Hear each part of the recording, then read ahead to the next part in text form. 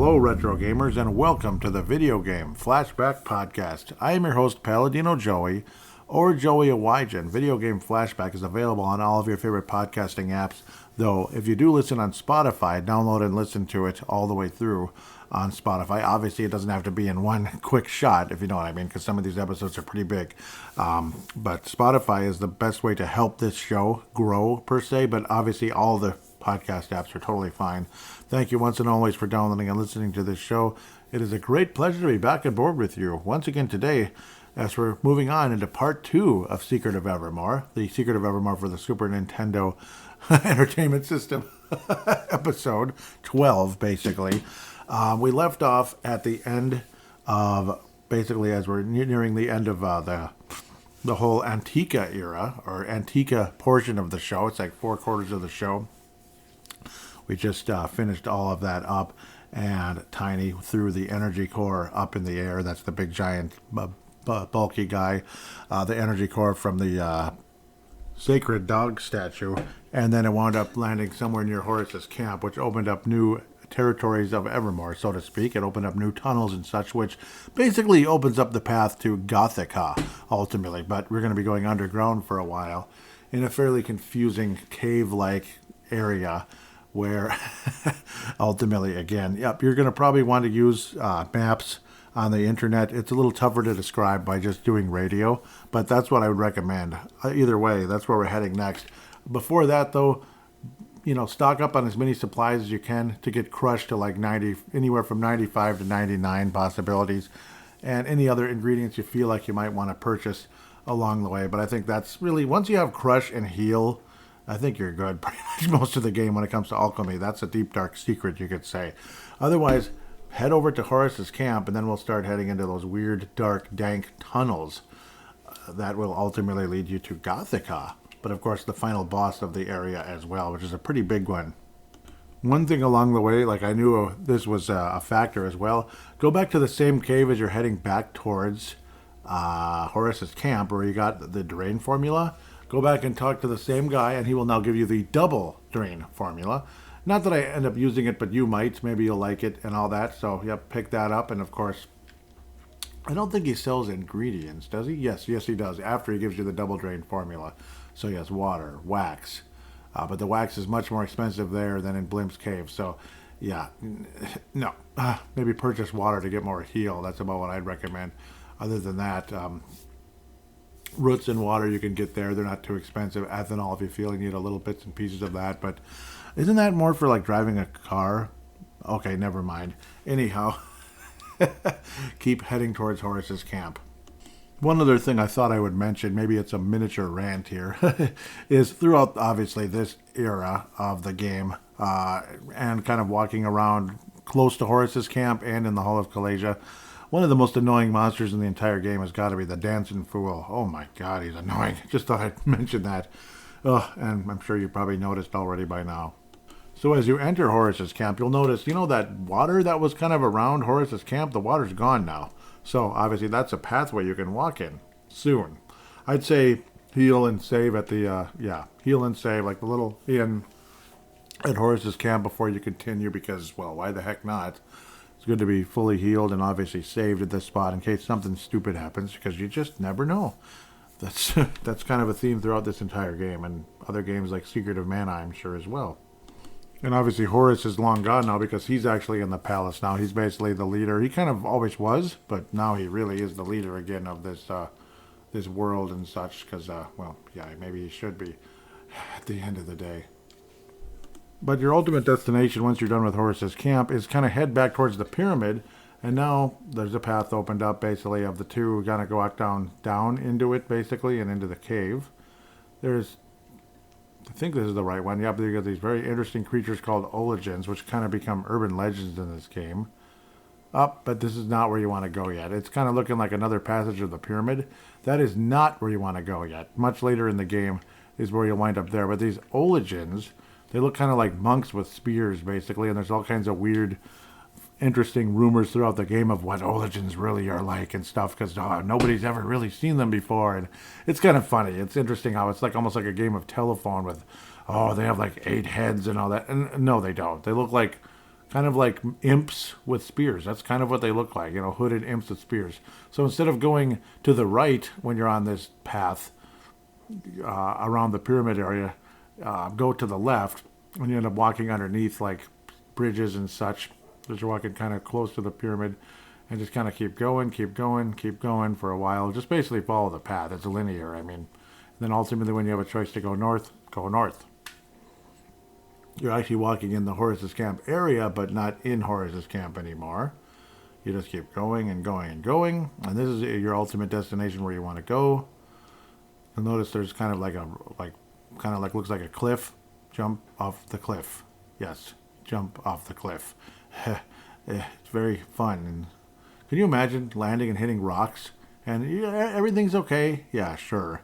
In real life, you'd be hurt pretty bad, but now you're underground and you got to basically find your way around. And again, I recommend game FAQs, gamefacts.com or something like that to give you some maps and such if you're confused. Because believe me, there's a pretty good chance you will be. It's kind of weird. Everything kind of sort of looks the same, and this leads to here and that leads there, and yeah, it's kind of weird. But yes, welcome to the underground caves.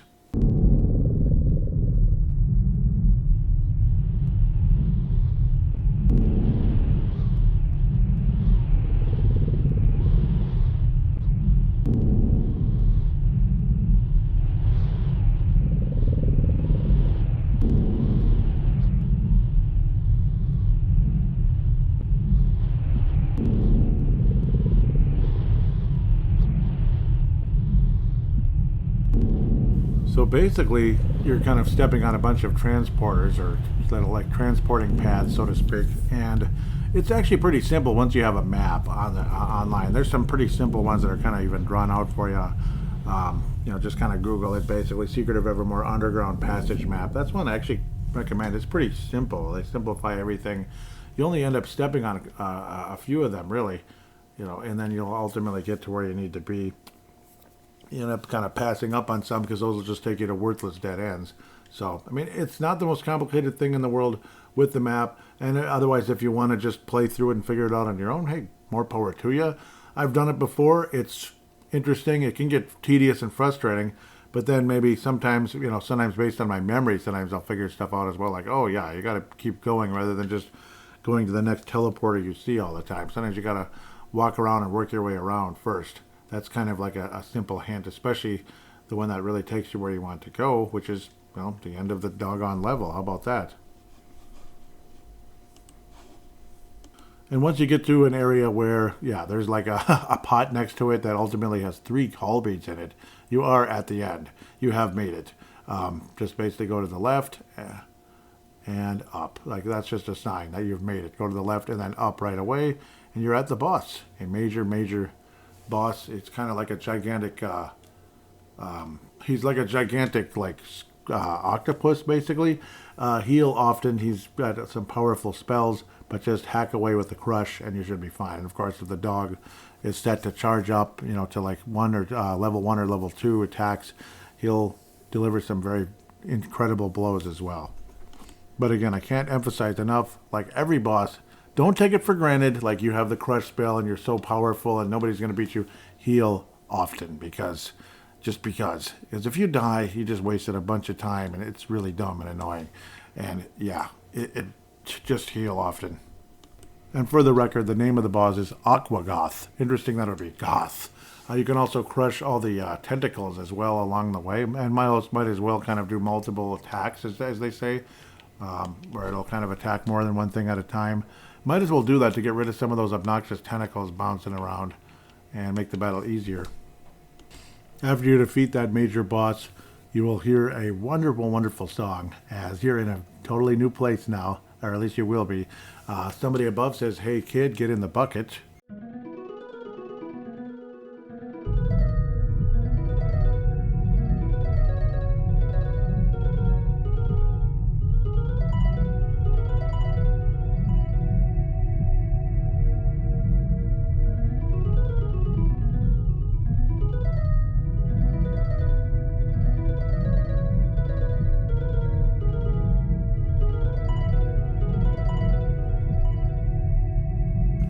It turns out that I guess this was a well in the Gothica era. Interesting. Down here it's still Antica, but up there it's Gothica. So pretty cool. I don't think I've ever seen that happen just now, but it took a while for the kid to actually walk to the bucket. The kid, the main character, whatever.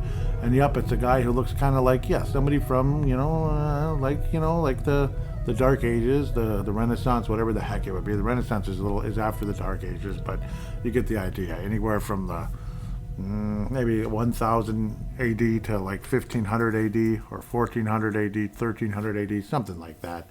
Robin Hood, whatever. I was wondering why my water supply was drying up. That creature must have been the cause of it, blah, blah, blah. Yeah, but it was good that you were down there to fight it off. And this might be the first time you'll hear about Ologens and all that weird stuff. He's wondering how we got down there anyway. And he's like, well, we were walking around this underground path, and there's these guys with cloaks. He said, you must have seen Oglins. I keep calling it Ologens, but they're Oglins. They're a crafty bunch, they are. I love that kind of talk. They say that Oglins have 2 heads and sharp claws like knives. And then you say, well, I don't know if that's true, but hey, can you get my dog as well? So yes, you let the bucket down for the dog. There's also a very intriguing part of the game here as well. And we'll get back to that very shortly, where you can get the most valuable, or no, not the most valuable, but one of the more overlooked items in the entire game that I didn't hear about until 20 plus years after I'd played through the game for the first time. That is, I don't know, that just blew my mind that I found something new with Secret of Evermore after playing it every year at least once since 1995. And now, of course, the dog comes up. He was basically a greyhound when we were in Antica, and he was still a greyhound in the battle. Now he's this cute poodle, tall, like a tall, lanky poodle, but a poodle. I don't know if that's kind of like a maroon color, or kind of a purplish, a pink, kind of a little bit of something. I don't know, maybe like some kind of black raspberry or grape color, whatever the heck it is. I don't know. He's a poodle, though. And a fine poodle he is, says that guy. That look Robin Hood-ish era, merry man-looking guy. He's wondering where we are. Just south of Ivor Tower, where the Queen's new castle is and all that. And we'll find out about the Queen. You record your progress. And there's a very interesting secret here. I'm going to walk up to the lever. Oh, looks like nothing's happening yet. Maybe it's later on when I walk away. Because, yeah, you can open up a secret in the game here if it will. There it goes. Down it goes. Now I'm going to gradually let up the lever if I can. Yep. Controls are very... Okay, you face towards it. And just kind of keep pressing the button after you'd lowered it. Now it's automatically coming up. And an Oglin comes out. So there's the secret. A deep, deep secret in the game.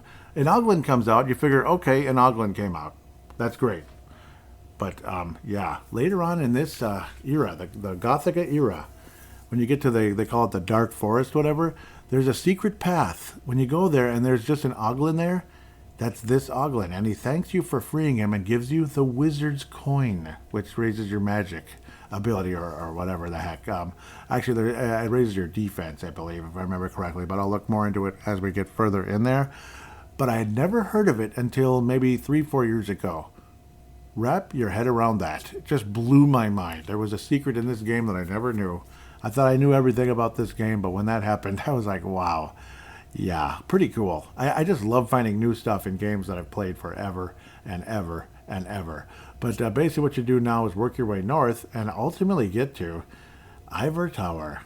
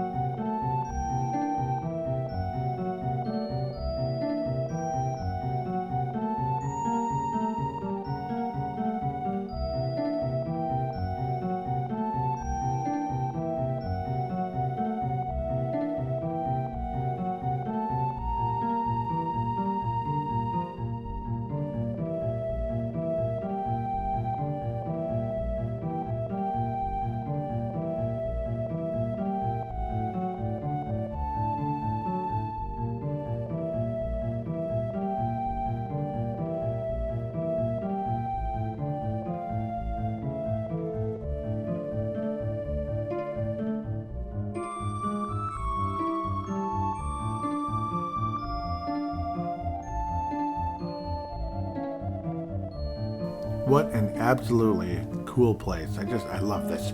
And this is kind of like Nobilia, but not as obnoxious, not as complicated. And this is where you can get all of the items that you traded away in Nobilia a while back, like the Sunstone and stuff, Moxa Stick, all that. You talk to one of the guys, welcome to the town of Ivor Tower. It's the happiest place on Evermore. And in a lot of ways it kind of is. There's all kinds of stuff you can buy, like spices and stuff. But first you want to exchange your money because you don't have the gold coins that you need. Well, you have 40 of them, yay. But notice how I kept telling you buy a lot of stuff like beads, spice, rice, all that stuff. The rice you might not need as much, but first you need to get, and there's an important item that you need to even continue in the game. Percival, I'm going to read his name again. Let's back up. I better slow down. Percival Plank's Exhibition of Oddities. You need to buy a ticket here in order to really continue the game later on. A ticket to it will cost you an Amulet of Annihilation.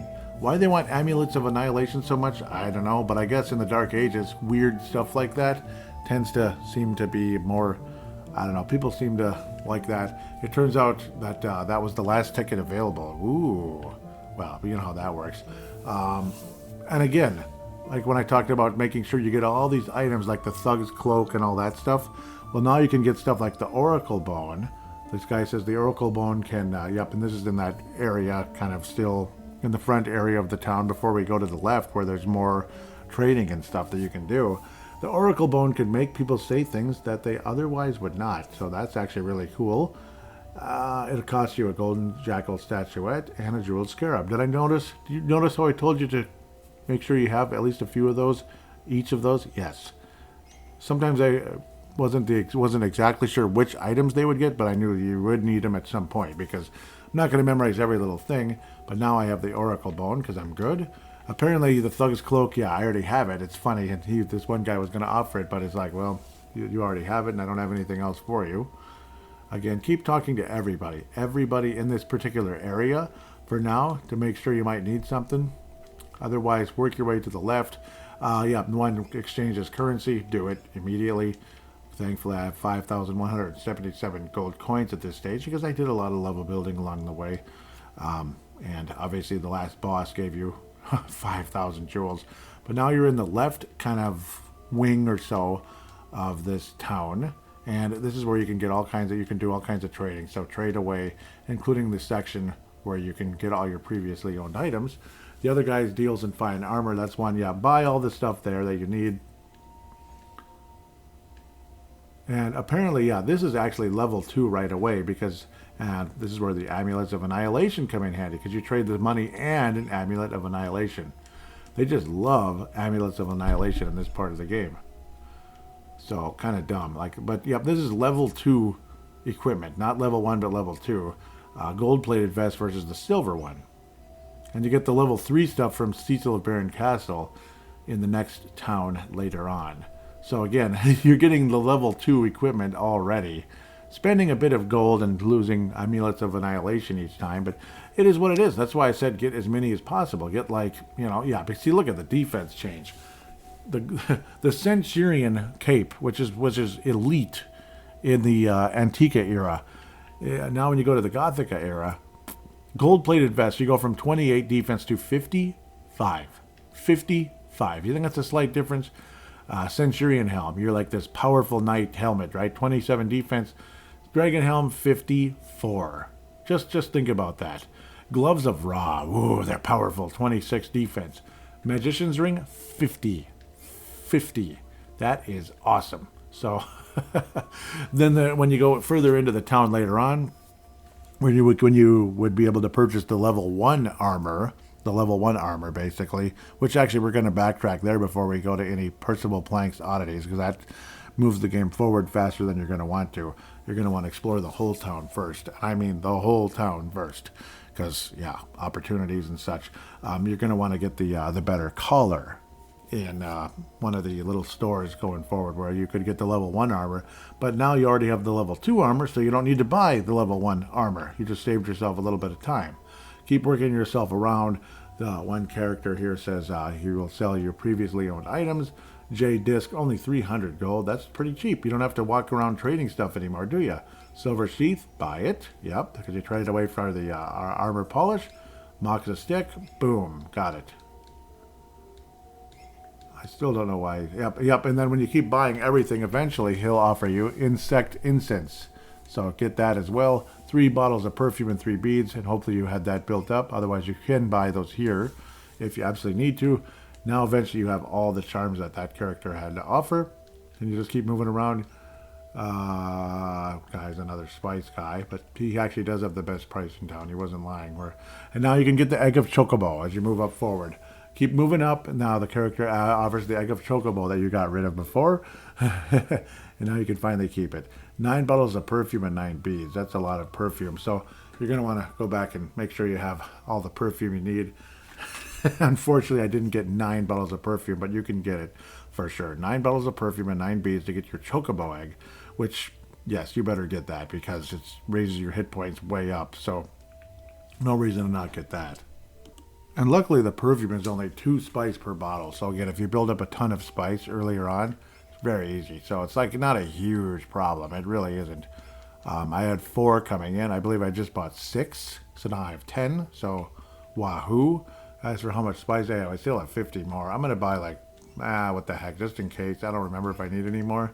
But just for the heck of it, to say I have perfume, I now have 12 bottles of perfume. Or like something else.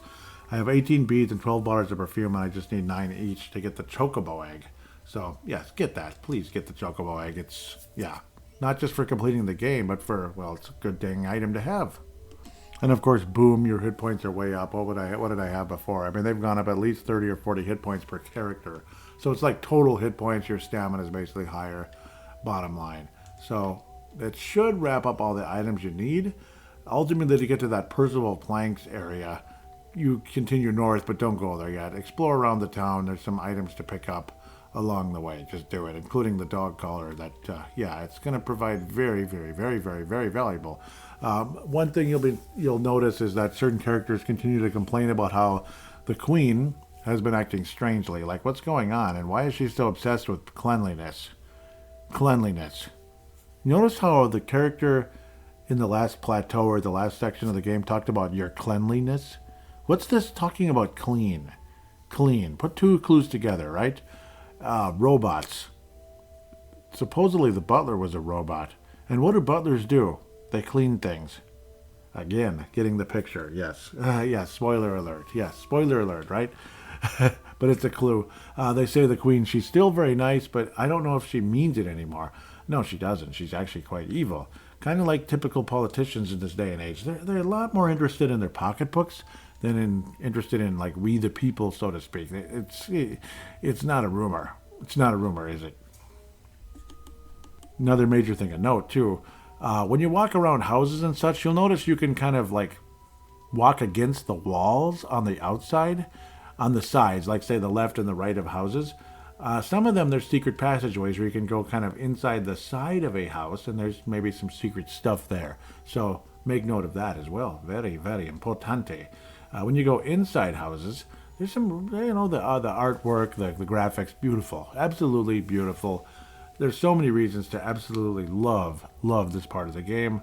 You'll also notice people keep talking about chess pieces stopped moving. You'll learn more about that later. This big chessboard out in between the 2 castles, because there are 2 castles. The queen, when she started acting different, built this one, which is a lot cleaner and prettier than the other one. The other one was the main one. It was called Ebon Keep, kind of like ebony, like darkerness. And ivory is like, the white, ivory colored, So it's kind of a thing as well. Ebon Keep just isn't as clean, but actually it's the original castle where the real queen still is and the fake one is here. Yes, because the whole evil twin thing. Remember the evil twin thing? Yes, it's happening again. But of course, nobody here knows about it yet. And you, the gamer, aren't supposed to know that yet. But you probably figure that out on your own anyway, because a lot of you have IQs in the 150s. So, yes, mine is only like 14 or something. So, no, I'm kidding. I just like to have fun with all that. But yes, keep going into any and every house as you can. Talk to the people first.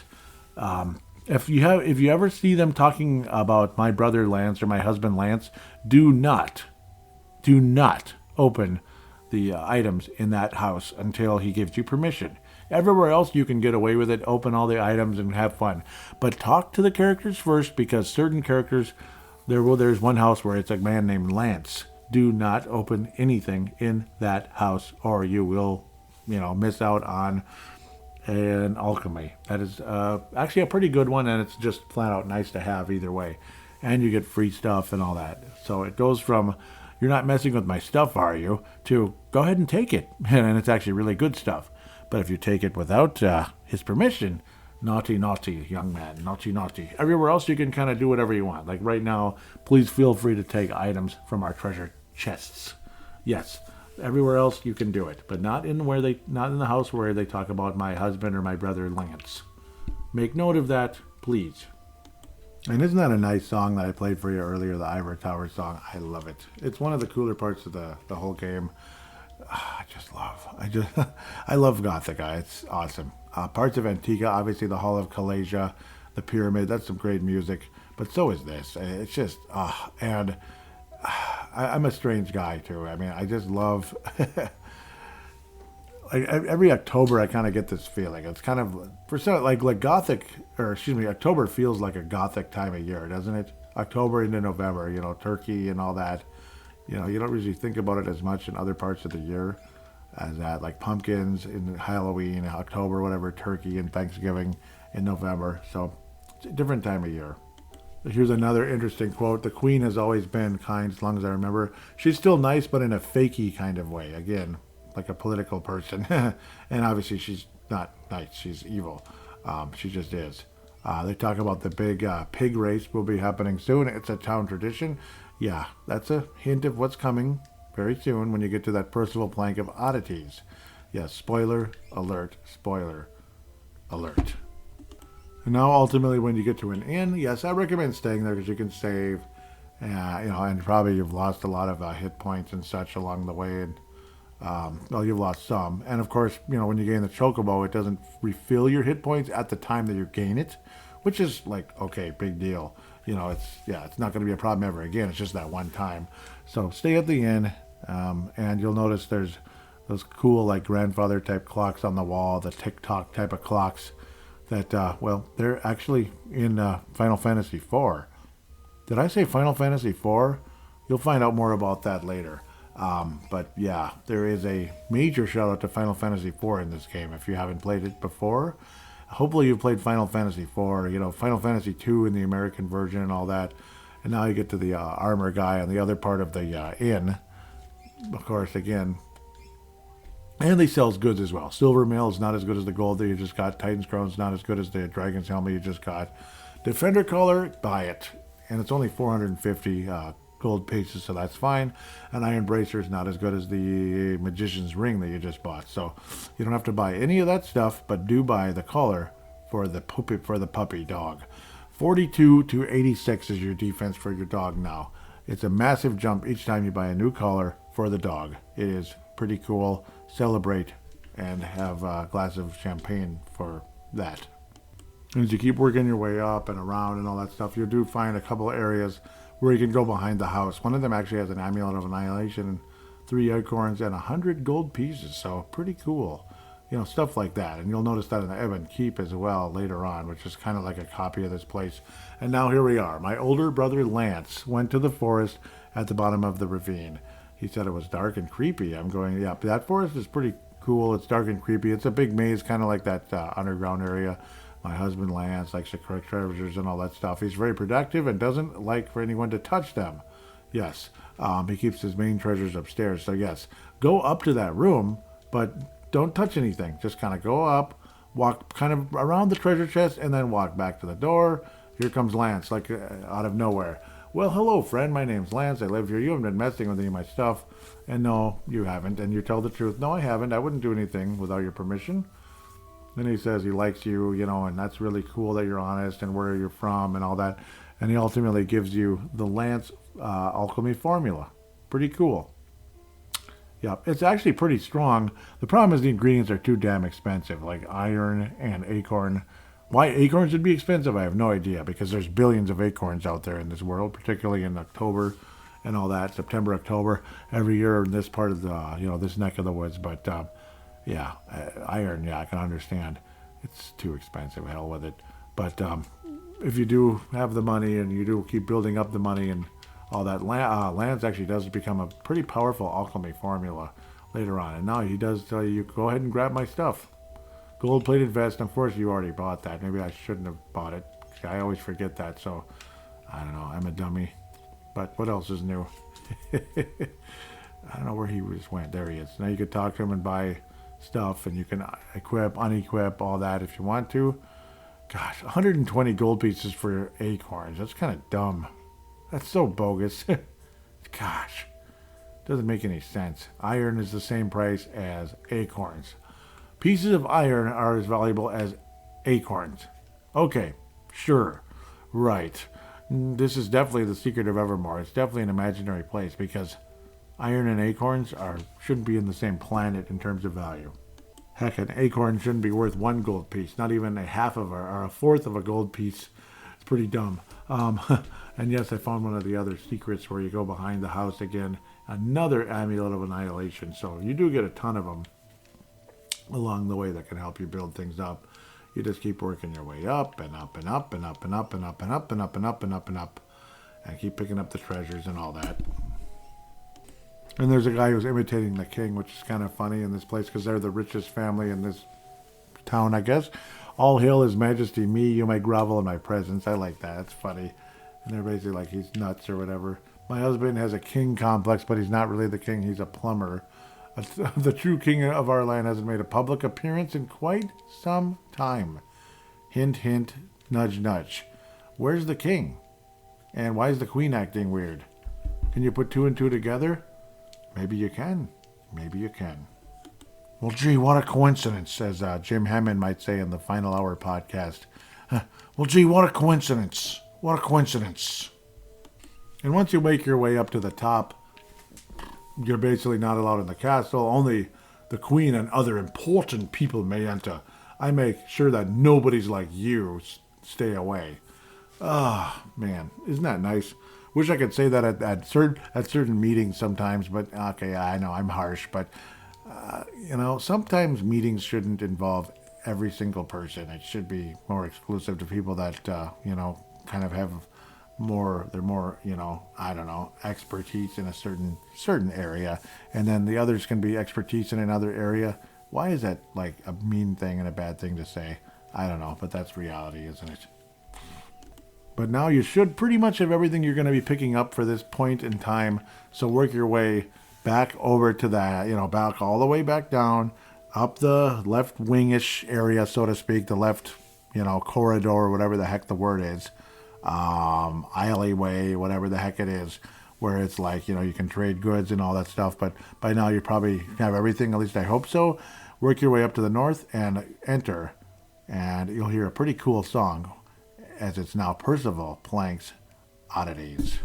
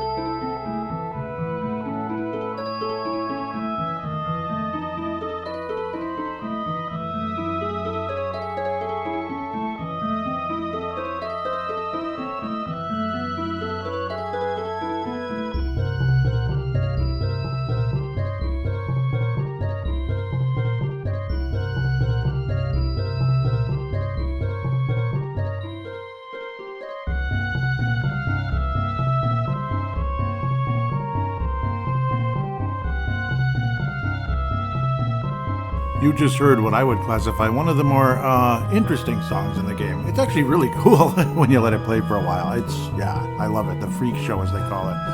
The exhibition of oddities. So basically, you kind of walk around. Of course, my own fault here. He talks about witness inconceivable deviations from the natural laws, experience true horror, true terror, true spine-tingling absurdity. Yeah, believe the unbelievable. Right this way. Come one, come all. So for now, yeah, I'm not going to continue. Just let him talk. Guys are saying he's seen the exhibition before. It's something else. It's downright weird. All these different other combinations. Another person earlier was talking about the whole Ologen thing again. How they're scarier than anything you'll see at that exhibit. Ooh. Another guy says, "Hey kid, you look like you have star potential. How's this? We put a fake beard on you and call you the bearded boy. Does that sound good?" And you say, "Sure. Come back and we'll suit you up with a fake beard and all that stuff." I'm going to see what happens when you say no. Oh, they didn't let me do it. That's my own fault. Whoops. But it's always the magical comeback later, whenever later is, because later never comes. So, I want to try to get away from him. Triggers the whole step right up, everyone, that type of thing. Spine-tingling absurdity. Yeah, so I'm going to ignore him one more time and talk to the other car or whatever. "Hi, I'm Sylvia, the beardless woman. I'm on my break. If you don't mind, I'd like to be left alone." Well, welcome to my world. When I'm on my break, I like to be left alone too. But yeah, unfortunately, yeah. Percival Plank's absurd. Yeah, I just love it. It's a cool name. Well, let's get to Percival Plank now. Right this way. Come one, come all. And let's. Yep. Would you like to see the exhibit? Yeah, I do have a ticket. Step right up, of course. And now here we go. Again, one of the more interesting parts, and you notice right away they say the dog's not allowed. But there's a reason for that, and you'll find out very soon. Yeah. I'll let you enjoy the whole thing. I don't need to read it all out. I'll let you enjoy it. It's entertaining and fun. The dog suddenly gets kidnapped by a bigger guy. Says, "Come with me, mutt," basically. So that's another thing. The dog gets kidnapped, and you'll find out more about that shortly. Let me just tell you, there's a lot of Garfield-like humor again, which is, yeah, I really actually enjoy this part of the game as well. And, I don't know, the whole game kind of has that Garfield-like humor. And then another part where you go forward again is, it talks about a boss you're going to bump into soon, Mongola, and he's missing. Ooh. So, yeah, where did Mongola go? Well, we'll find out some other time.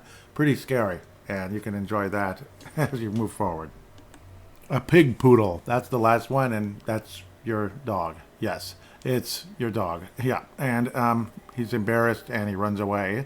And, yep, then a cutscene begins, and all that good stuff where he will join the pig race, and, well, he's going to win it, too. Of course he is.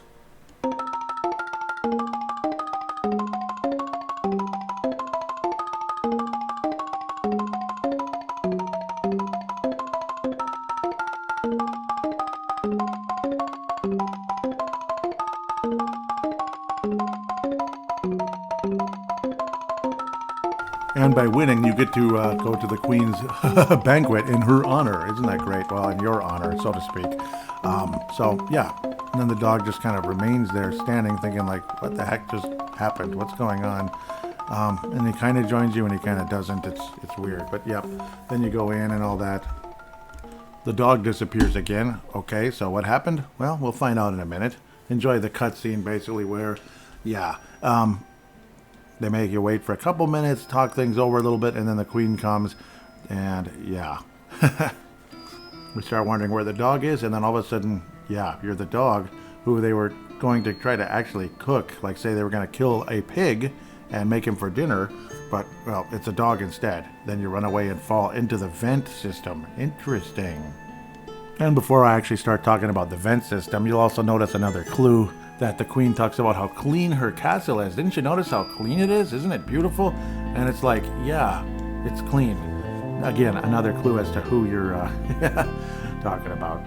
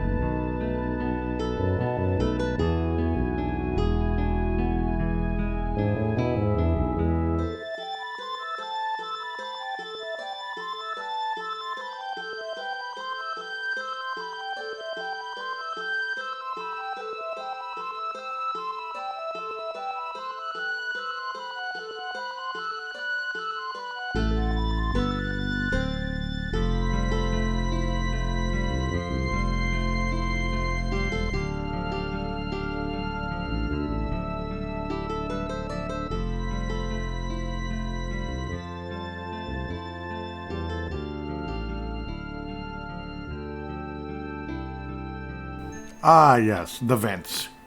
Player's guide needed, player's map needed, unless you're really good at memorizing stuff. But because everything kind of looks the same, you're probably going to need a player's guide or whatever the heck. The angry video game nerd might call it a Nintendo Power part of the game. It's kind of cool looking wandering around in the vents, but yeah, it's easy to get lost and frustrated. So, player's guide, game facts, game FAQs is basically what it's called, but we call it game facts. Yeah, yes, do that. You'll also notice a very cool song as you pop out of the vents during the maze to kind of get back up in the castle area and then eventually pop back down in the vents. One of the coolest songs in the game called Lonely Halls. Check it out.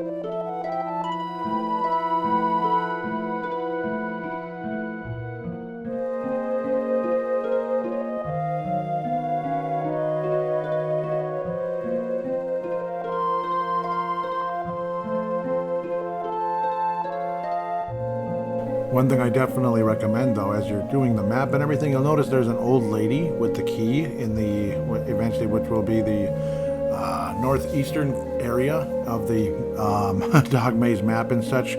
Get it. Go there and talk to her and get the queen key. That way you can unlock the doors when the boy joins you later and get all the treasures and ultimately get the firepower formula as well when you open the door and talk to the guy. But talk to the guy last. We'll get to that shortly. But poor lady, yep, she says, "Oh, my bursitis. Now where's my tonic?"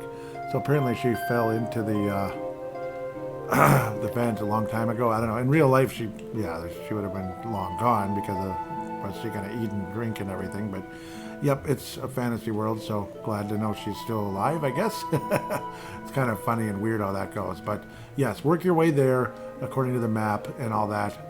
One I'd recommend is, what's the name of this place? Well, yeah, just look it up, Google it. You'll be able to find some good ones, I'm sure. Like look for the images and such. So that's the best way to go. Ultimately, work your way to the your way through the rest of the maze after this. You know you're going the right way. Again, do this after you get the key. There's a secret.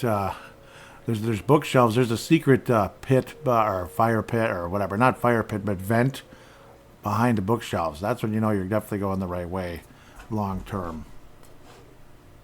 And when you finally reach the conclusion, the dog kind of goes on his own because he's free finally. And the woman starts talking to, or the queen starts talking to you, the main character. "What do you think of the new castle?" He says, "I like it. It's really," she says, clean, immaculate, spotless, without flaw." Yeah, she must be a butler or work for the butler or something. Like a butler robot. But now where's the main dish? She's getting impatient. All of a sudden the dog comes and crashes the party and knocks everything over and all that stuff. The queen is furious and throws you into the brig or the jail, basically the dungeon. And isn't that wonderful? And you get more Garfield humor along the way, but eventually you wind up in the dungeon. Woohoo.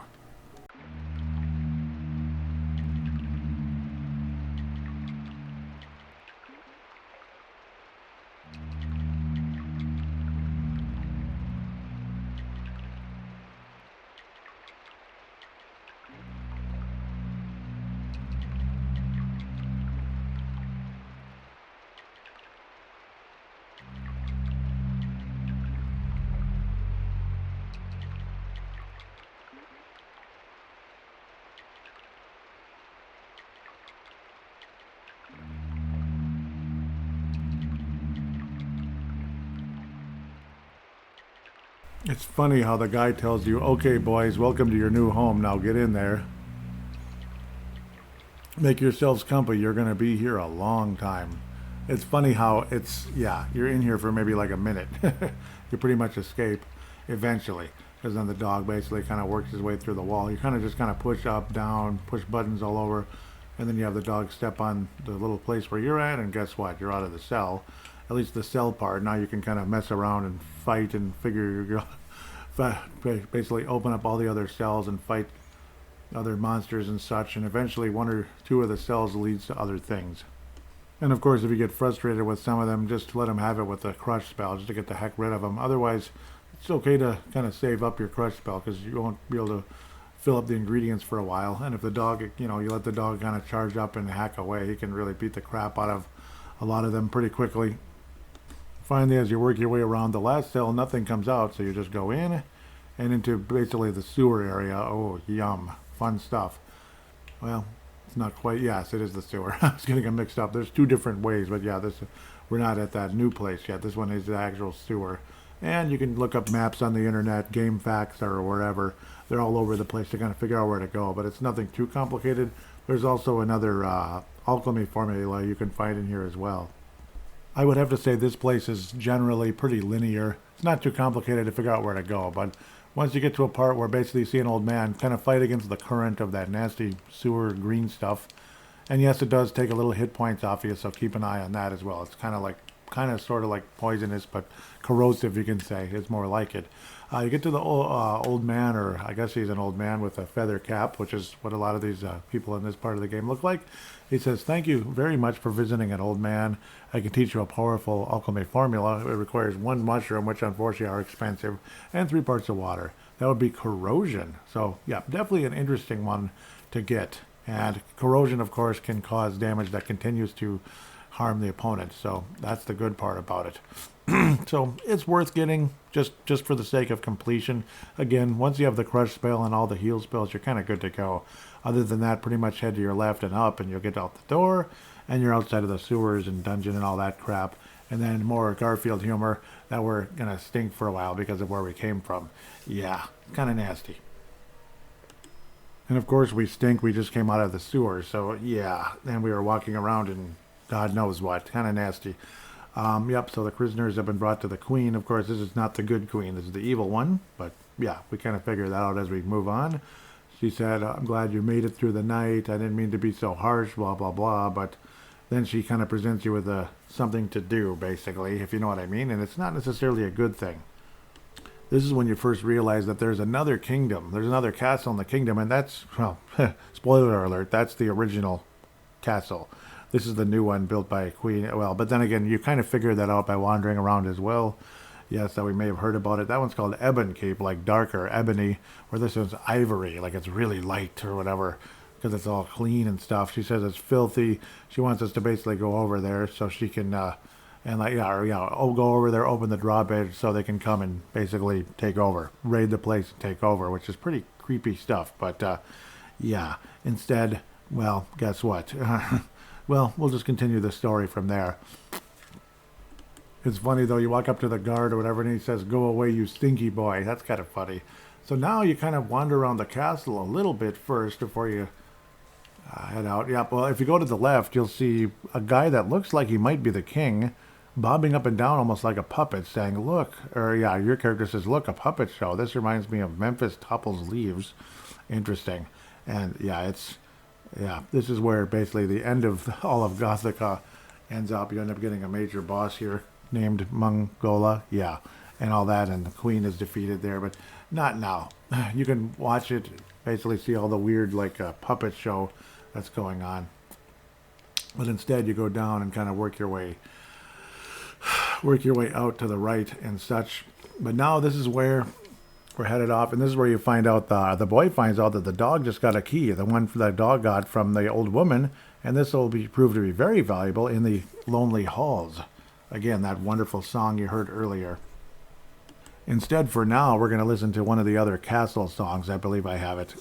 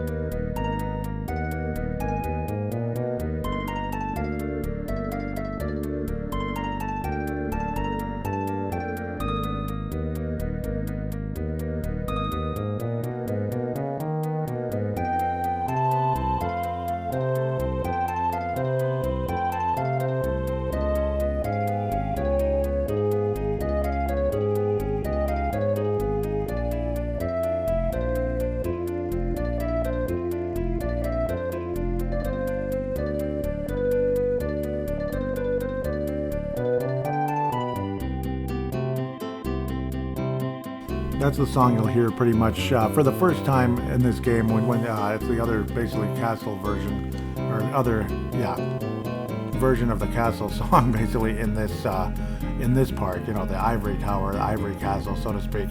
So you work your way to the right eventually. You do have the Queen's Key, so to speak.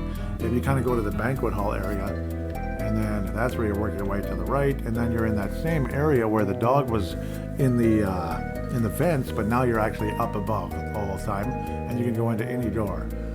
Go to the one with the old man last, or you can go in there, but don't talk to him, because you'll offer to give the key back. Don't do it until you're done with everything, then give him the key back. Yeah, that's the whole point. Get all the treasures and items you can get first by unlocking the doors, because once you give him the key, guess what? All those doors are locked again, and it's over. So anything you could have got that you didn't, too bad, so sad, see you next time, that type of deal. For now, as you're wandering around, just admire all the interesting looking kind of Gothic architecture and stuff. I like it. I think they did such an awesome job in this game. I really do. It's one of them, like, I'll say it 100,000 times.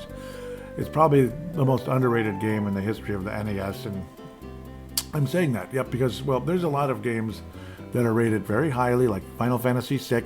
I'll probably do that game review someday, but if you think Zelda was a big project, good grief, that's going to be a big one, unless I really break things down a lot, because, yeah, that game, I have a hell of a lot to say, and there's just so much depth to that one, but we'll talk about that when the time comes. This one, I think it's, just doesn't get enough attention, and maybe now it will with, of all people, me bringing it to you, and others out there that maybe didn't hear about as much about this game in the past. But I suppose for somebody as big a fan as myself of this game, maybe it is appropriate that maybe I was destined to be the one to bring it to light for others out there that maybe weren't as much of a fan of it. Like how Earthbound, a lot of people weren't big fans of it at the time back in the 90s, and then all of a sudden, boom, it's like the biggest, one of the biggest cult followings in video game history, because probably certain fans were like, this game, you got to try it, you have to try it. Well, maybe we'll start a cult following for Secret of Evermore. Who knows? As long as it doesn't jack the price up on eBay to $300, $400, $500, I suppose, because that's kind of annoying too. I'd rather you actually play it, but, well, emulators and stuff. How do you think it got on?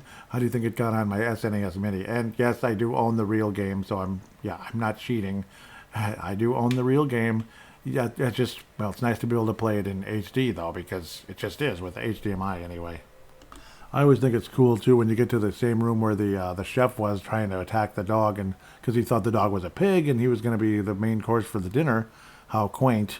Yay, you won the pig race. Now we're going to slaughter you and cook you. That's real nice. That's interesting. Yeah, but no, you get to see all these different like meat and stuff on the tables, and like what looks like syrup or something, but obviously it's not. It's different, maybe oil or wine or cooking wine or stuff, and like fruits and stuff. It's just kind of cool to look at. The graphics are really good. Now that we're done wandering around like like interested people, because we are, let's pick up the let's go talk to the old man and give him his wife's key back, and he'll be very grateful. He said, years ago, my wife's poresight let her fall down one of the heat vents. I haven't seen her or my skeleton key since. Isn't that creepy? I have the key right here. Yep, you give it away, so that's it. You're not going in those doors ever again. Well, until the next time you play the game. Hopefully you do play it again, like I will, again and again and again and again, even after this review, because I will, in the years to come anyway. Thank you very much. You're very helpful. I can help you with a very powerful alchemy formula called firepower. Ooh, but 1 part brimstone, 1 part feather. Yeah, that's like a brick of platinum and a few ounces of gold. Yeah, sure, that's about it. You're never going to use it, but when it does, because it's too expensive. I mean, feathers alone are 1,000 gold pieces, and don't forget, gold pieces are the most expensive currency in this entire game. So imagine that. So yeah, good luck. You're probably not going to use it maybe more than once. So, and now unfortunately, like I said, all the doors are locked. It's over. Hopefully you got everything. Now let's finally move on to the game, eh? Head to the right, head to the right. Eventually you might hit a dead end. That would mean you want to go farther down if possible, because then there'll be a staircase leading down, or actually it's not a staircase, you're just, nope, I'm still in the wrong place. Yeah, you want to go to you just want to head down as much as possible, which will then eventually, if I ever freaking find it, I'm kind of still in the entryway, unfortunately, or outer wing, or whatever the heck you call it. Now you can go out more properly to the right, of course. Now you're underneath where you were before, and now we're finally out in the maze that leads to the chessboard. Pretty easy stuff, not too complicated. Just kind of work your way there, and if you need a map, look it up. Otherwise, eventually you'll run into another boss or two. And of course, unfortunately, you do have to work your way to the chessboard, which is in the middle of the maze. Because if you go all the way to the right, there's no access right now. Not until you defeat the boss in here, which is going to be basically like a giant chess knight in a sense. And once you have the crush spell charged up, which you probably do already, at least I would hope so, you're fine. You're just fire away with that, and it's not gonna really be a difficult battle. Unfortunately, the Foot Knight, which is what he's called, does have pretty good defense, but you're not gonna lose. You're just not, unless you just try to. Basically, if you have a crush spell and it's reasonably leveled up, you're fine. I mean, seriously. And of course, the dog will probably take huge chunks of his hit points away as well once he attacks. A major thing that I probably should have mentioned a long time ago in this game review, and then very much earlier in the previous one, if the dog looks like he's about to attack, do not cast a spell. Let the dog finish his attack first. Otherwise, whatever's weaker usually tends to win out. So, and usually probably your spell is actually probably weaker than the dog attack in a lot of cases. Your spell or alchemy formula, whatever. So yeah, that's one thing to make note of. That way you can get 2 hits in. You get both the dog and your crush or whatever in at the same time. See, I'm making the same mistake right now. See, I only got 1 attack in. It's annoying, but it is what it is. Annoyingly, the dog does miss a lot too. Let's not forget that, because especially if it's an elusive boss like this one, moves around constantly. So when the dog lunges to attack, the guy tends to move away. In this case, the Foot Knight, which I've said twice now or 3 times. So, of course, like I said, there was no access to that right side because, well, yeah, you don't want the queen to come storming through and wiping them out. So you go underneath. You go a little staircase that opens up when you defeat the Foot Knight. You kind of work your way down inside and such. I forget if, no, this is not the part where, I forget. Yeah, you'll notice there's another energy core looking item that Tiny threw earlier. See, now this one, there's another one here, so you're going to get it later on. It's a very important item to power up one of the devices you're going to need to fly later on. Or actually, no, much later, excuse me. That's like the end of the game. We'll talk about that when we get there. It's a long ways away, but it's just one of those things, make a mental note. I do believe there's a man, nope, this isn't the part yet. It's a little later where you meet up with a guy that will give you more alchemy formulas.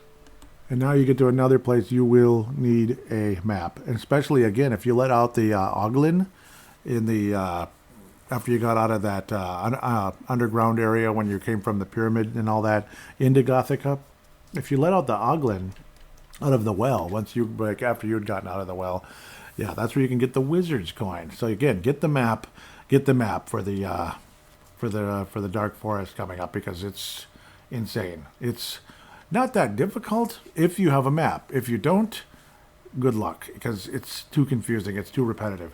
It's funny how the guy says, pack heat. Yeah, walk softly and pack heat instead of walk softly and carry a big stick, like Theodore Roosevelt said at the Minnesota State Fair in 1901, if I remember the exact year. Pretty crazy. But yeah, to think it was here of all places. But you'll also notice that there's an area where you'll go all the way to a dead end, but you can get an alchemy formula there. Do it. Just do it. And of course, if you have a map that you can look up for free on the internet, just go ahead and do that. That's what I highly recommend. And again, get to the area where the Oglin is as well, near the end, because if you don't, you'll miss out on getting the wizard's coin, which is an item that I didn't know existed for the first 20 years or so that I had this game. Crazy stuff. And when I talk about going towards the guy with the alchemy formula, basically head in the general direction to the right first, and then kind of work your way down and all that, and to the eventual dead end, which is, yeah. I mean, you'll figure it out by looking at the maps. Some maps are better than others, which is annoying, but yeah, that's the way this is. Some of these maps are kind of annoying to deal with, but others are pretty decent. And maybe you'd like to hear what the Dark Forest sounds like. Well, here you go.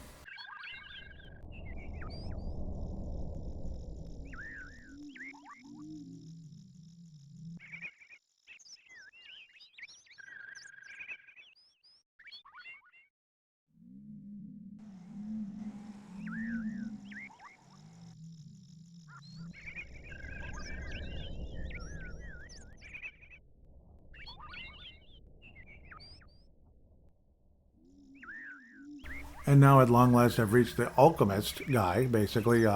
He says, "You're quite an adventurer to wander this far deep in the forest. I hate to tell you, but this is a dead end. We're talking Nowheresville. Listen, as long as you're here, I'll give you my favorite alchemy spell. It's called One Up. Use it just before you lose all your hit points, basically." So yeah, it's really nice. Again, it's another one that requires a feather and a root. There'll be a better one coming up later on, but get it anyway. It's nice to have. But yeah, feathers are stupid expensive. I think you already figured that out. Don't even bother. Maybe you'll find some in certain areas of the game, and that's about it.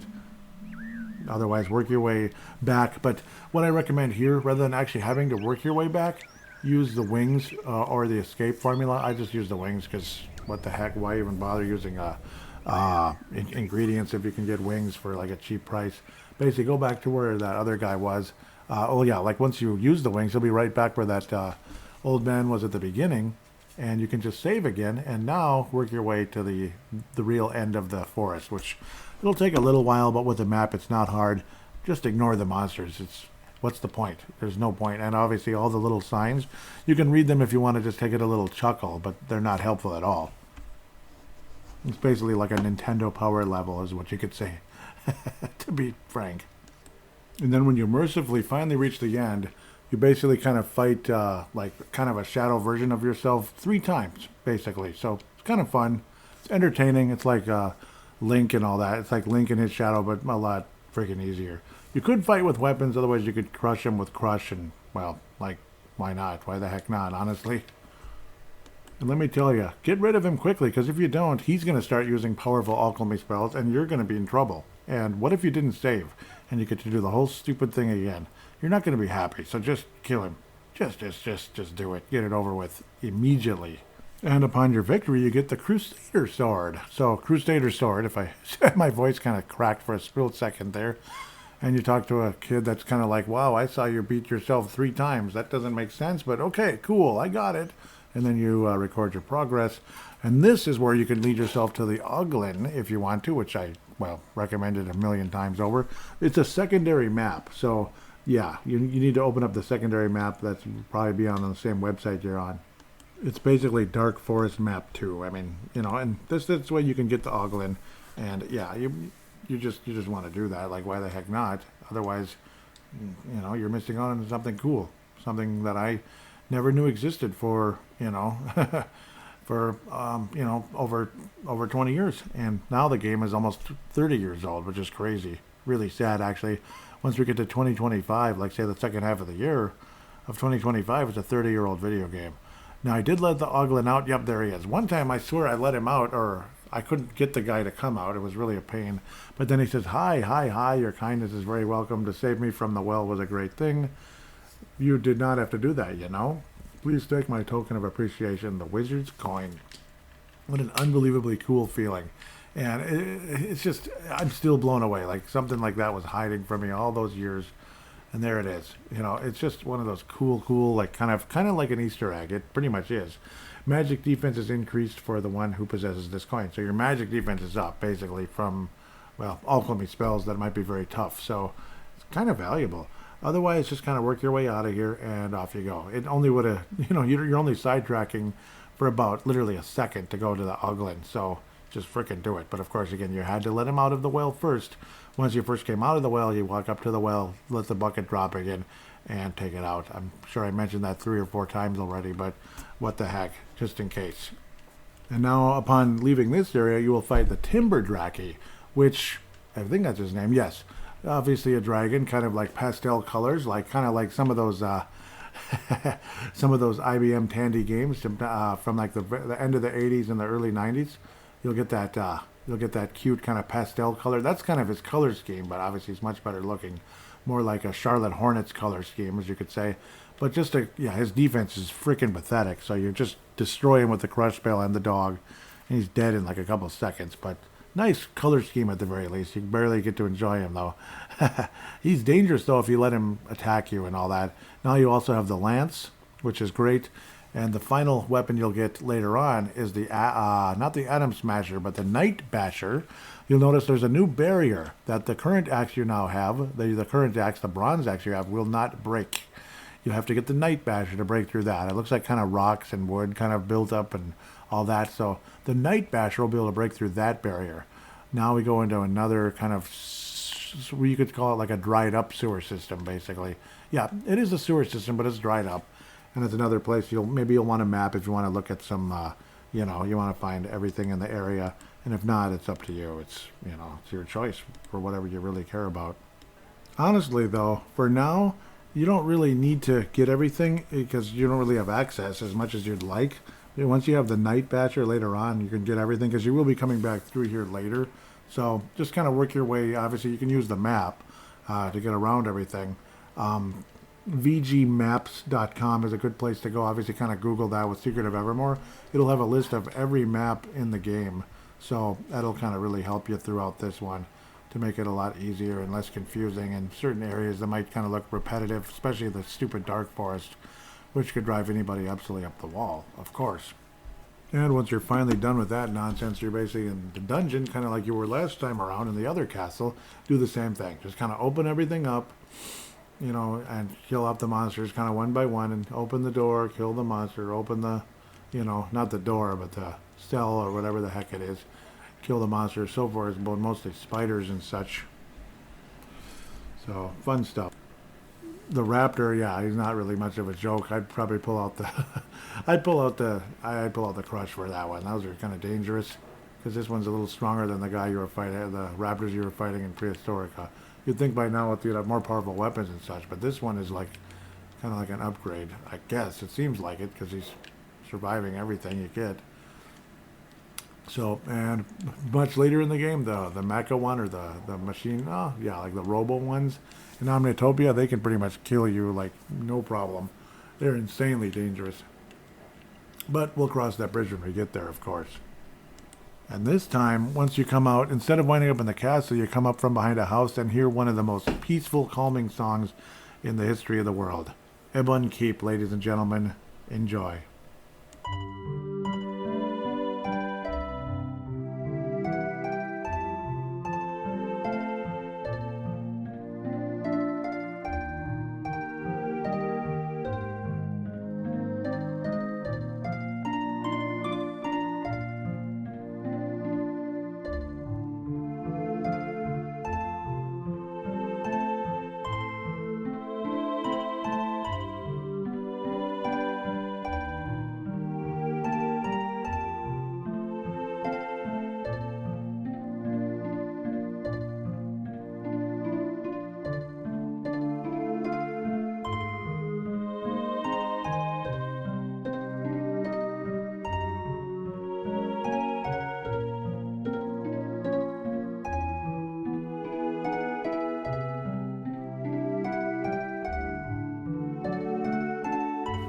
Is there anything that sounds more... It's so calming, and it makes me think of the good old days. It really does. It has that kind of like going back in the day feeling, doesn't it? Like when I was a kid, this, and when I was young, that, and remember how good things were and all that. Yep, everything is empty, deserted for the most part. And of course, there is no alleyway where you can trade stuff and all that. There's this front area where you'll be trading stuff eventually when everybody moves back. Spoiler alert. After you get rid of that evil queen machine robot thingy, because we've kind of figured that out already as well. Try to wander around the houses. Maybe if you can get kind of around the sides. Some of them you can actually get in from like the back, so to speak. Others, yeah, I mean, they're all kind of, there's barrels in the way and such because of all the people moving to Ebon Keep Ivor Tower. Oh, they'll be back later and you'll be wandering around here again. But then eventually you'll get to an inn. And yeah, the combination of inn and like armor and weapons and all that type of store. Well, go to the store part first. Ignore the inn for now. Go inside. And if you've played Final Fantasy IV before, but you've never played this game, well, guess who's here? Cecil of Baron Castle. Unbelievably cool. Yep. He's like, I don't recognize you. Who are you? And like, no, we're from Podunk. And of course, this guy says, I never heard of Podunk. My name is Cecil of Baron Castle. Maybe you've heard of me before. Yep. Have you heard of my victory over Zeromus? Yep. That's the last boss at Final Fantasy IV. You say, sure, of course. And he will actually, tell you, settle down with his wife, Rosa, who was the queen, of him and Rosa became the king and queen basically at the end of the game of the main kingdom there. But now they're settled down here in Ebon Keep, interestingly, of all places. And then you can buy armor from him. So, and it's basically the level 2 armor of this part. Actually, the level 3 armor, of this part of the game. The level 3 armor. And he will give you a discount because you've, told him you've heard of him before. Perhaps you've heard of me, right? The knight's helm, the shining armor, and the knight in shining armor, right? And the dragon's claw. And you should already have the defender collar from earlier for the dog, of course, and that's kind of common sense. But now you got much stronger armor, and he also gives you the bazooka that you lost a while ago, interestingly. So, and you also have a projectile in there. You can buy more of that later on when you get to Omnitopia, which is the final of the 4, parts of the game, so to speak. Equip your new armor. You'll notice basically a trend of defense going from 54 to 72, which is just, awesome. And then 50 to 65 when it comes to the Dragon's Claw. But obviously big jump in defense, which is great. And you're going to need it because you always will. You can also buy items from him and all that such. And you can also notice those little tick-tock clocks on the wall, which kind of remind you of Final Fantasy IV as well. And of course, stay at the end where Cecil is and all that. I mean, why the heck not? You could heal up from all the damage you maybe have incurred over the last level or two. And of course, save the game. So why the heck wouldn't you want that to happen? What if something stupid happens? Of course, when you run up into the rat later on, not too far from now, which is a pretty significant boss, which actually gives you a ton of gold pieces when you beat him. You're going to want to save before that, just in case something stupid happens. And of course, again, like I was mentioning, there are areas where you can get behind the houses or kind of to the side. Yep, always check. Some of them, even though you can get back there, there's still no passageway. But then eventually there is. One before I think this is it. That wasn't it. Must be the next level. Weird, as you keep going up and up the stairs. This one, it's gotta be. Yep. This is another alchemy formula. Regrowth from an old lady. She says she's giving up her, business, whatever. So what the heck, I'll give you this formula, regrowth. And you can buy ingredients and all that. That one, I believe, what did it need? Acorns and water, I believe, for regrowth. I'll make 100% sure, just to be polite here to you. I thought I had it in front of me. Of course not. Crap. I can't remember I have to pull it up when you unequip and all that. So regrowth is an acorn and water. 1 acorn and 2 water. And acorns, for some reason, are super expensive as well, which is stupid. Acorns expensive, huh? When you can find like hundreds of millions of them on the ground every fall. Right. And once you're done there, you get that. That's probably it for secrets for the moment. Now you kind of work your way up, up, up. You notice there's a lot of rats everywhere. And don't be, don't be deterred by what look like gates blocking your way. The gates will automatically open when you get there. I don't know why, but that's nice. You can, because there's a lot of rats around, you can level build your weapons here if you choose to. It's kind of tedious and unnecessary, so I say, hell with it. That type of thing, and just do it later. It's not super necessary. You get up to the king of the rats, as he calls himself, and luckily his defense sucks, so you can kill him real quick with a crush spell. But if you mess around and don't, oh boy, you will die, because he is incredibly powerful alchemy spells. So use the crush spell on Verminator as fast as possible and get rid of him. Otherwise, he will kill you. That's a major thing. One time I just kind of messed around and all of a sudden I was just dead. I was like, what just happened here? Yep.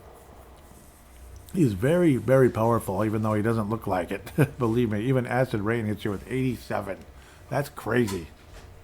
But the good part is, you wipe him out, you get your hit points restored, so to speak. He gives you 1,000 gold pieces, but then you find an extra stash of 5,000 just automatically. Pretty cool. So you got 6,000 gold pieces. And now you get another new song. This is the Ebon Keeps version of kind of the secondary castle music, you can say.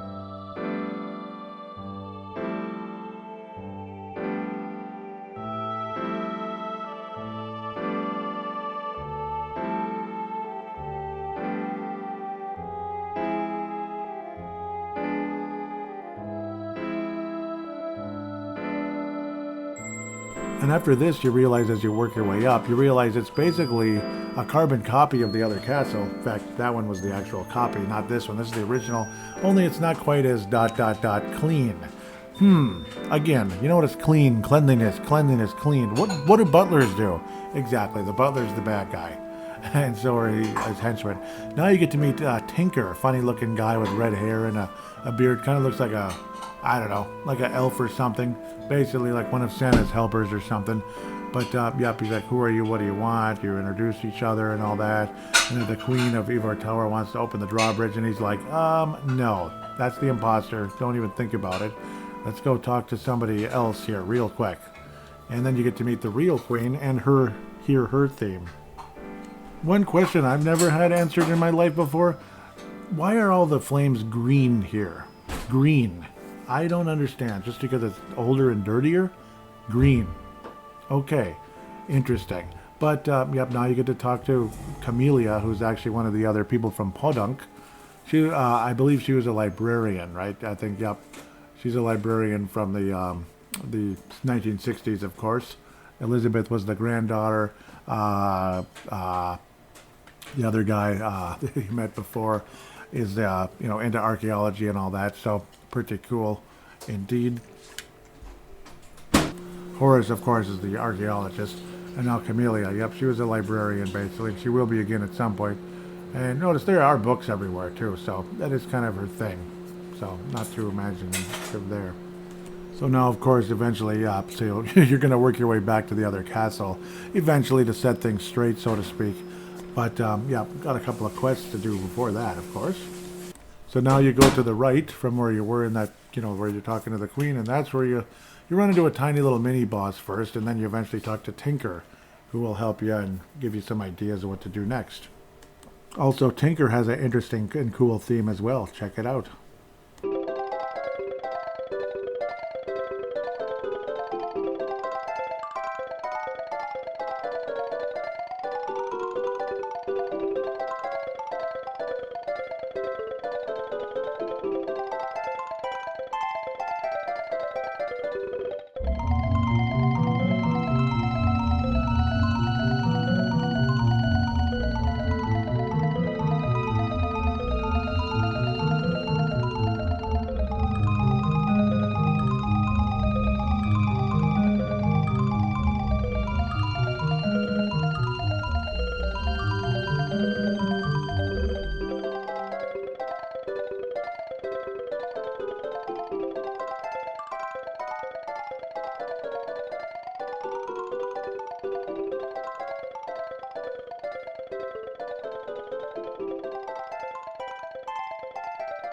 Before you actually go to him, though, you get one of the, a simple little funny, it's a security, basically, thing where it ends up being a mini-boss.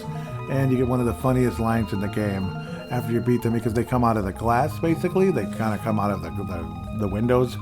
And you say, woo, those guys were a pain in the glass. It was pretty funny, I thought, anyway. So Tinkerbox basically is kind of like the scientists of this era and all that such. So he'll actually provide you with flying devices, which is really helpful. Well, at least a certain flying device eventually, but not right away, of course. He'll kind of guide you on your way back eventually. It's basically, in a nutshell, he can help you not only get a flying device to kind of go around the Evermore and such, but to eventually shoot up into space, which is, again Omnitopia, which is your ultimate way home when you're done there. So, yeah, Tinkerbox becomes super valuable, but first things first, we got to get rid of that imposter. Yep, that's kind of the number one goal at this stage now. You'll notice when there's a cutscene with the Queen, saying we have to find this device, this powerful device. Well, that was actually that energy core looking item you saw underneath the chessboard, but she doesn't know it's there, of course. So, thankfully, she does not know. The leader of all the evil twins, so to speak, is the one looking for it. Yes, I think you know who it is by now. And in this room, you'll find alchemy spell or two, but you're also gonna get the Night Smasher. So we're gonna head back to that dungeon / sewer area, and there were areas you couldn't get through and such. And ultimately, at the beginning of the dungeon area, at the end of the Dark Forest, there was those rocks and wood kind of blocking the way. That's where the Night Smasher comes in. So that's where you take care of that. Super important type of deal there. But obviously, yeah, so now you're going to have much more access with that Night Smasher, the level 3 axe in the game, 3 axe in the game. Look around the room, kind of pressing the button basically, like around books and such. You're sure to find an alchemy spell or two along the way. I'm going to try to dig around. I know it happens later on as well. Oh, I hate when the characters bump into each other. Yep, there's one of the bookshelves. You get the slow burn formula. That's nice. I forget it. I think there's a second one right now, but maybe it's later. I know you can get nitro here later on. It won't be at this moment. Ah, there it is. Yep. So right where you found the just to the right of where you found the Night Smasher in the treasure chest, there's like kind of paper on the table. Just kind of look around there and you'll find it. So cool. You got 2 new alchemy formulas and all that. Now basically work your way into the dungeon and ultimately the sewers and all that, but now you'll have much faster access with the Night Smasher and kind of like almost to the Dark Forest, but then break the rock / wood, barrier, so to speak, and work your way north to Gomi, which is Tinkerbox's like twin brother basically. He's all about flying, and he'll be able to guide you to the back to the castle where you need to be. But again, one more thing before you do that, and I apologize, I really do. Go to the right a bit. Yep, well, yeah, the dungeon, there's that. But go north first in the castle, kind of like the banquet hall area again. Go to the right in the banquet hall before you go to the dungeon. Work your way south, a couple rooms, and you'll see what it looks like a boy. He'll call himself Neris, the smartest boy in Avon Keep. I bet you're not as smart as me. Guess a number in your hand. What's my guess? There's 9 and 7. I'm going to say 9. Thankfully, I was lucky and got it right away. This is the best heal spell in the game by miles and miles and miles. You'll basically need this to defeat Carlton, the final boss of the game, at the end. Equip it now or save it for later. I just say go ahead and equip it now. What do you need Sting for? Just equip Super Heal now. You're not going to need it this second. Sometimes you're wrong, and if you have to walk around and keep guessing, kind of in and out of the castle, and then the boy will change forms, and eventually you'll guess the right number. It's kind of weird and random, but I don't know. It's nice to have. It's really nice, but obviously it's the most important heal spell in the game, so you have to get that. You just have to. So go there before you go anywhere else and get that super heal, because that's how you can defeat Carlton at the end of the game. You probably, you just want to save it up when you buy the acorns and ethanol. So interestingly, acorns and ethanol somehow, some way raise up or give you the super heal formula. So going back to the chessboard will not do you any good. Instead, go through the sewers, so to speak, right where you came from originally, to get into this place. And again, you can hack away at all the different barriers to get where you need to be, which is the Gomi's Tower, as he likes to call it. I hope I wasn't saying right. It's to the left when you're heading towards to get Neris and all that. That's the name of the boy. And then ultimately the dungeon as well, which is like one of the lower left doors, so to speak. Get into the dungeon again and just kind of try to figure out which one leads you to where you were in the sewer area. And I finally found it. So, yeah. I hope I haven't been directing you incorrectly, but generally you'll get the idea where everything is. Do not leave without the super heal formula. Just don't. It's like you'll be very disappointed. Without it, you're most likely to beat the game with it than without it. That's a simple solution there. As you're walking around, just the satisfaction of being able to break those barriers that were in your way before. Kind of like getting a better job at work, right? Yeah, that's kind of a goal we all have. So now you're back out to basically where the Dark Forest was. You see the 2 barriers. Break it with one hit. Break both of them with one hit. And off you go, north, into Gomi's Tower. Just kind of work your way up if you really need help with the map, but otherwise, it's not that complicated. It looks kind of like the swamp area much earlier in the game with Blimp, but going upward and such in a sense. It's kind of similar graphic style. It's obviously made out of just kind of junk that collapses and such, and there is an elevator that can take you up as well. But it's fun to kind of gather items and beat up bad guys, I guess, if you feel like it along the way. But eventually work your way up to Gomi, where you're going to fight another boss. And this one, of course, is another dragon, this time named Sterling. He's pretty tough, to say the least, compared to the other dragons. And he also has the effect where he can pick you up and drop you.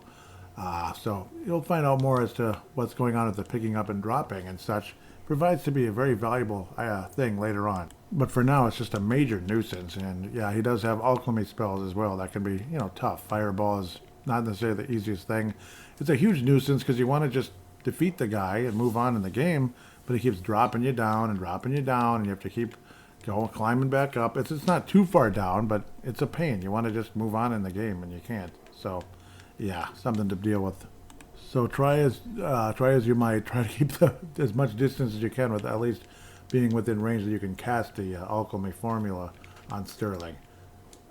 Pray to God it happens, but oftentimes it just doesn't work out. It's annoying, but so it's going to be a tedious fight off and on. You don't ultimately kill Sterling though, as Gomi will stop the fight once you've damaged him enough, so to speak, and he ends up being your friend because he's Gomi's friend, that type of thing.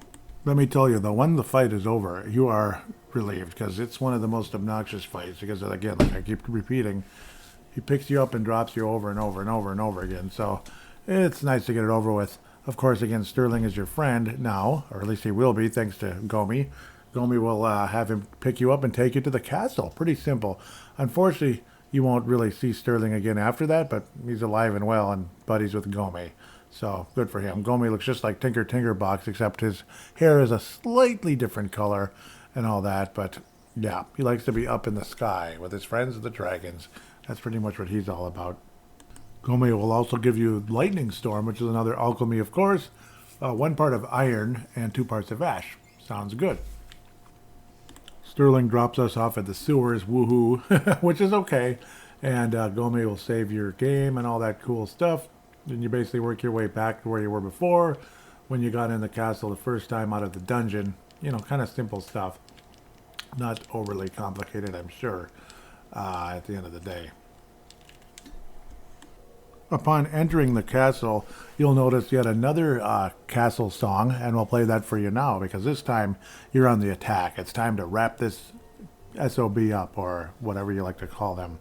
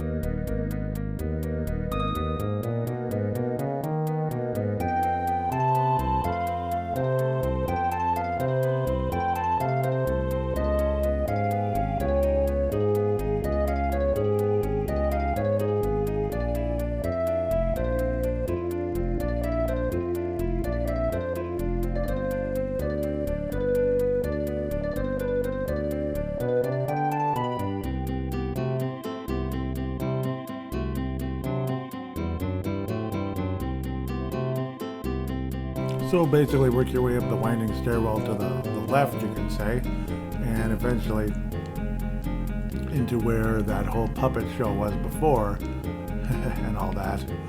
And the battle shall begin. This time it's showtime. All those puppets you were seeing, they're bad guys. There's that evil queen and all that. You never actually fight her, but then again, you never really fight the other creatures either. You beat the boss, and then they just die with the boss eventually. So you kind of blast away at those obnoxious puppets, Mephisto and the other one. I think it's called like some, I forget what it is, Mephisto and Old Nick, yep. Okay, you kind of beat up in them, and eventually Mongola breaks his way out, and the only way to beat him is a crush spell, basically. You can't really do much else, just fire away.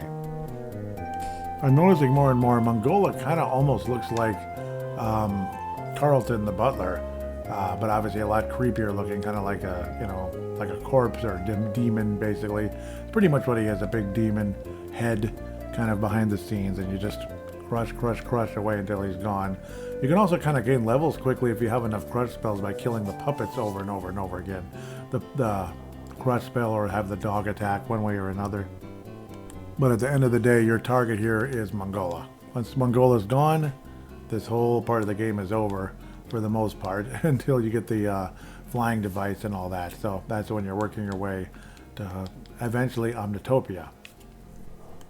Mongola eventually blows up and dies, woohoo.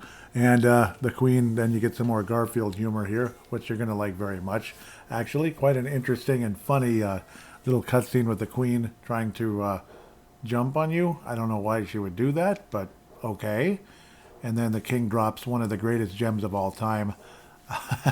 Basically says, I believe the Queen has damaged the foundation as the castle starts to collapse. At least parts of it do. And the king also gives you 10,000 gold pieces for your troubles. Amazing. 10,000 gold pieces, though I suppose he is the king. But saying how she's damaged the foundation is one of the funniest things we've ever heard in our lives, I suppose. Because, yeah, you just figure out why he said that.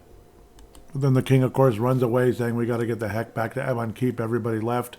So if you actually walk outside of the castle for a second, you'll hear that Ebon Keep song. And then eventually that Ebon Keep now will have the Ivor Tower song when you head back. Because now it's kind of alive and well like it was before. So basically kind of work your way back to Ebon Keep through the lonely halls and all that cute stuff. Kind of how you got there the first time around. It's definitely a desolate place now. Interestingly enough, see, all those doors are still locked, and the old man is still in there. In there, it's kind of sad actually to think about that. But it's also sad that these beautiful lonely halls aren't in Ebon Keep at all. At least I don't think so, because you certainly never see them. Work your way through that annoying like chessboard maze nonsense, which actually isn't that hard because you're just basically going from one side to the other at this point. You don't have to like go all the way to the middle and all that. You just kind of work your way out. It's not too complicated. Now you can cross. There is a drawbridge there, and you're in Ebon Keep as like it was before. You can now go into the town if you like and collect items out of the houses and such, just like before, and hear everybody's interesting conversations as to, geez, that was kind of weird. Like, went from here to the other castle, now back here. Okay, we're sick of moving. So that's kind of the general concept you're going to be hearing from people and that in the town. But what the heck, get some items, collect this, collect that. Cecil's still there too, which is cool, in his in his shop and in place. And like I said before, you'll now hear that Ivor Tower song in Ebon Keep because so well, they're done with the robot queen. They now have the real queen back, so to speak. But eventually she's going to leave with you back to Pudunk. Spoiler alert. I'm sure that's a real spoiler, right? But walk around, talk to people. Maybe you'll get some interesting information. And in fact, you probably will. But also, you get some treasures along the way. And why the heck not? And this time when you go to Lance's house, you don't have to worry about it. He already knows you and says, go ahead, take the stuff. So, you won't get in trouble. You get ethanol and stuff, which is kind of an expensive thing. It's just funny to think you have ethanol in this game. Ethanol, huh? Is it 88 fuel you can do too, maybe? Or 85, E85. Well, it's something anyway. Interestingly, in one of the houses, you'll get an Atlas medallion, so you can't say that's not valuable. Of course it is. Yep, one guy's talking about Gomi and all that. It's interesting. Yep, eventually when you're all done, though, and some places you get like 10 ingredients of stuff, or 7 or 6, so there's a lot of stuff to get. Like, why the heck not? Otherwise, eventually you're going to wind up at Tinker, and then he'll kind of keep you moving around, which is pretty cool. Interestingly, as you get down into the area where there's like trading and such, you can actually buy Thunderball shells, so that's kind of cool. You can buy a few of those for your bazooka, so you'll get much more powerful ones and a lot higher quantity and such as well when you get up to Omnitopia. But for now, why the heck not buy a few? It's helpful. You can also go back to the Queen, and she'll kind of thank you for everything and all that. And where is she? Okay, yeah, I'm like walking the wrong way. She's moving around a lot faster than she was before. But yep, she's happy everything's good to go right now. And you finally get to Tinker and all that cool stuff. And you'll notice Tinker's not in his room, so to speak. So where the heck is he? You just keep going to the right outside, and then down he comes in the Wind Waker, I believe it's called. So really cool. That's your first flying device here. Very exciting. Now you can go to the other parts of Evermore. Isn't that cool? And you get to also see what these fire pits were for. These unlit fire pits were for throughout the game at times that would pop up. Those are areas where you can land the Wind Waker. So extremely cool. A couple of them in Prehistoric, a couple of them in Gothica, or Antica, pardon me. And I think there's only one in Gothica from what I remember correctly. It's just the one right here. But now we see the point of those. He wants you to get some parts, though, that can help lead you out into space and all that. Some are in by the volcano and such. One's in the Bug Muck area, one's by the volcano, and then other ones in later on that you're going to get in Antica. We'll talk to that about that in a little bit. Basically, getting the diamond eyes from the statue, the dog statue. So, yep, that's the other thing in Antica. But first, of course, we're going to head towards the Prehistorica and power up the weapons that we've built up. Yep, it might be kind of boring, and you're not required to do it, but I think it's nice to power them up because, again, it's going to be super easy to do because you're going to kill everything in one hit real quickly in Prehistorica. So, hack away at those turtles, basically, next to Fire Eyes Village. Just hack away at those, beat them up, and you'll power up all the 2 axes, the 2 swords, and the 2 spears very quickly. So those will be all completely powered up. And you'll make some money along the way, too, by doing it. And maybe gain a level or 2. I understand it's boring and everything, but hey, it just makes the game easier as you progress. Also, flying the Windwalker, you can press the R button, and of course he'll tell you as well what you can do. But you can press the R button to get different views as to where the heck you're going. But like I said 3 times now, go to the go to Prehistorica first. Highly recommended. Go to the one closer to Bug Muck, which is right next to Fire Eyes Village, because that's where you're going to want to level build your weapons as much as possible, or power up, or whatever they call that. When you're doing that, I recommend putting the dog to just searching around so he doesn't kill the monsters, because by now he's probably powered up fully. He's been powered up for a long time, or he's, so you don't need him there to doing that anymore. I mean, just by default, he's probably done that by now. Just random attacks throughout the game. So, yeah, that's what you'll want to do. And, of course, get as many ingredients as you can for the heal spell, heal and cure, stuff like that. That way you're maxed out. And you'll come back again later, again, spoiler alert, to do the same thing with the next group of weapons from Omnitopia. Because, well, why the heck not? Especially when you're going to fight Carlton, you want your weapons powered up. No kidding, right? Not to mention the ingredients for the crush spell when you get back to Antica, where you buy them in the Blimp's cave, so to speak, from Blimp. Duh. Also, when you go to buy new ingredients from Strongheart, ultimately for, cure and heal and all that, he will give you a new alchemy formula called Miracle Cure, which actually when you cure yourself, you get healed a little bit as well. 2 parts of root and 1 part vinegar. Ultimately, that can end up replacing cure, because why the heck not? It's like a better version of it. And now I realize I rudely haven't played the Wind Waker soundtrack, so you definitely want to listen to that one.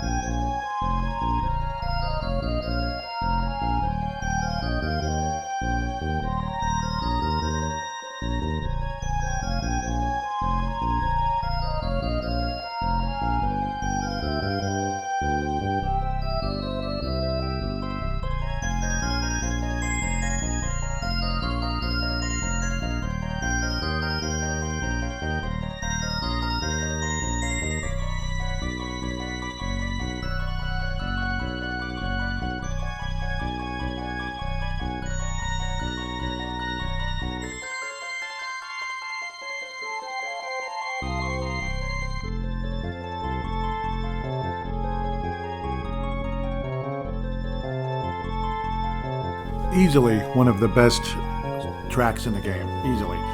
When you get to the village, the boy or Gustav Olofsson or whoever says, let's talk to Fire Eyes, so might as well hear what she has to say quick before we continue level building our weapons and such. Fire Eyes, Elizabeth or whatever, she says hi and all that, looks like you've been through a lot, and of course you're like, that's for dang sure, blah blah blah. She said, yep, that he saw us riding the back of a giant bird. Of course, that was the flying device and all that. So really appreciate that from Tinkerbox. And you tell her that you've met other people in the world. And she's like, yes, I know them. That's exactly, they were all part of the whole thing. The one that's not accounted for is the grandfather. And of course, that's Professor Russellberg on the space station. So really appreciate that part. Now so it's just kind of an ongoing conversation. And she kind of helps you, tells you where to go and all that. Some of the stuff is in Bug Muck, some of it's by the volcano. Simple. And of course you can fly there with your Wind Waker and all that. Also, again, level build your weapons and all that. You don't have to, but you can. And then you both kind of come to the conclusion that it's probably the butler. Yeah, and it's like, of course, that's kind of where we've been heading towards. It's probably the butler that's been doing all this. And, well, of course, you've been running into robots the whole time when it comes to bad guys, including the bug, the big giant bug. You're actually going to fight a revised version of that bug again. Now, instead of the reddish, orangish one, it's going to be like a lime green colored bug. A little bit harder, of course, but with a crush spell and maybe a powered up spear or something to throw at the heart, or possibly axe or whatever the heck. There you go. Simple, right? I don't even think I mentioned the name of the level 3 spear that you get in Gothica. Of course, that's after you beat the Timber Draki, if I remember correctly. It's called the Lance, so it's basically like a knight's spear. Cool. So definitely build that up probably before anything else. Either that or the Crusader Sword. What the heck. Any of the level 3 weapons. You can always build them up first, beat the bosses, and then build the others next, depending on whatever strategy you want. But, but like build up the bronze weapons from the Antica, or don't build them up at all. Hell with it. But I recommend building them up. It just makes the game more complete. And of course, fighting bosses, it can make it more fun as well. So basically just kind of work your way back to where that big bug was in the bug muck and basically go through the same level. It's quite easy now, of course, because everything dies in one hit. And as long as you let the weapon kind of get to, 100% or so, or even a portion of that, you have to go through the same stupid maze again. But, oh well, it's not that hard. You just figure it out on your own pretty much, or use a map online like GameFAQs or something like that. Simple stuff. I believe all the same broken spots were broken too, so that'll make it easier. Maybe you get it memorized. Maybe you've memorized it years in the past. Who knows? But basically work your way back to the bug and kill it the same way you did before. It's a stronger, meaner version. Always watch your health meter and heal and all that stuff, because you just never know. Because the alchemy spells are a bit tougher than you might expect. Did I say lime green? More like a sky blue color. Kind of sky blue, but not as like blue, I guess. I don't know. Like maybe a fainted teal color, like a Sharks jersey that's been sitting in the sun too long. San Jose Sharks, that is. Colopatera. That's the name of it. Yeah, good luck with that one. But basically, you can power up your weapon or whatever, charge it up, so to speak. Hold the button down until it's level 3 if you've level built it up, or use crush. The alchemy spells are very, very, very, very tough here. They hit you with over 100 at times, like storm and such. Heal. Seriously, heal, or you're going to be very disappointed and frustrated, especially if you haven't saved in a long time, like me at the moment here. So heal, heal and heal and heal. It's probably best to just frickin' say screw it and use the crush spell. Hell with the weapons and all that. Just wipe the SOB out ASAP before he wipes you out. It's quite simple.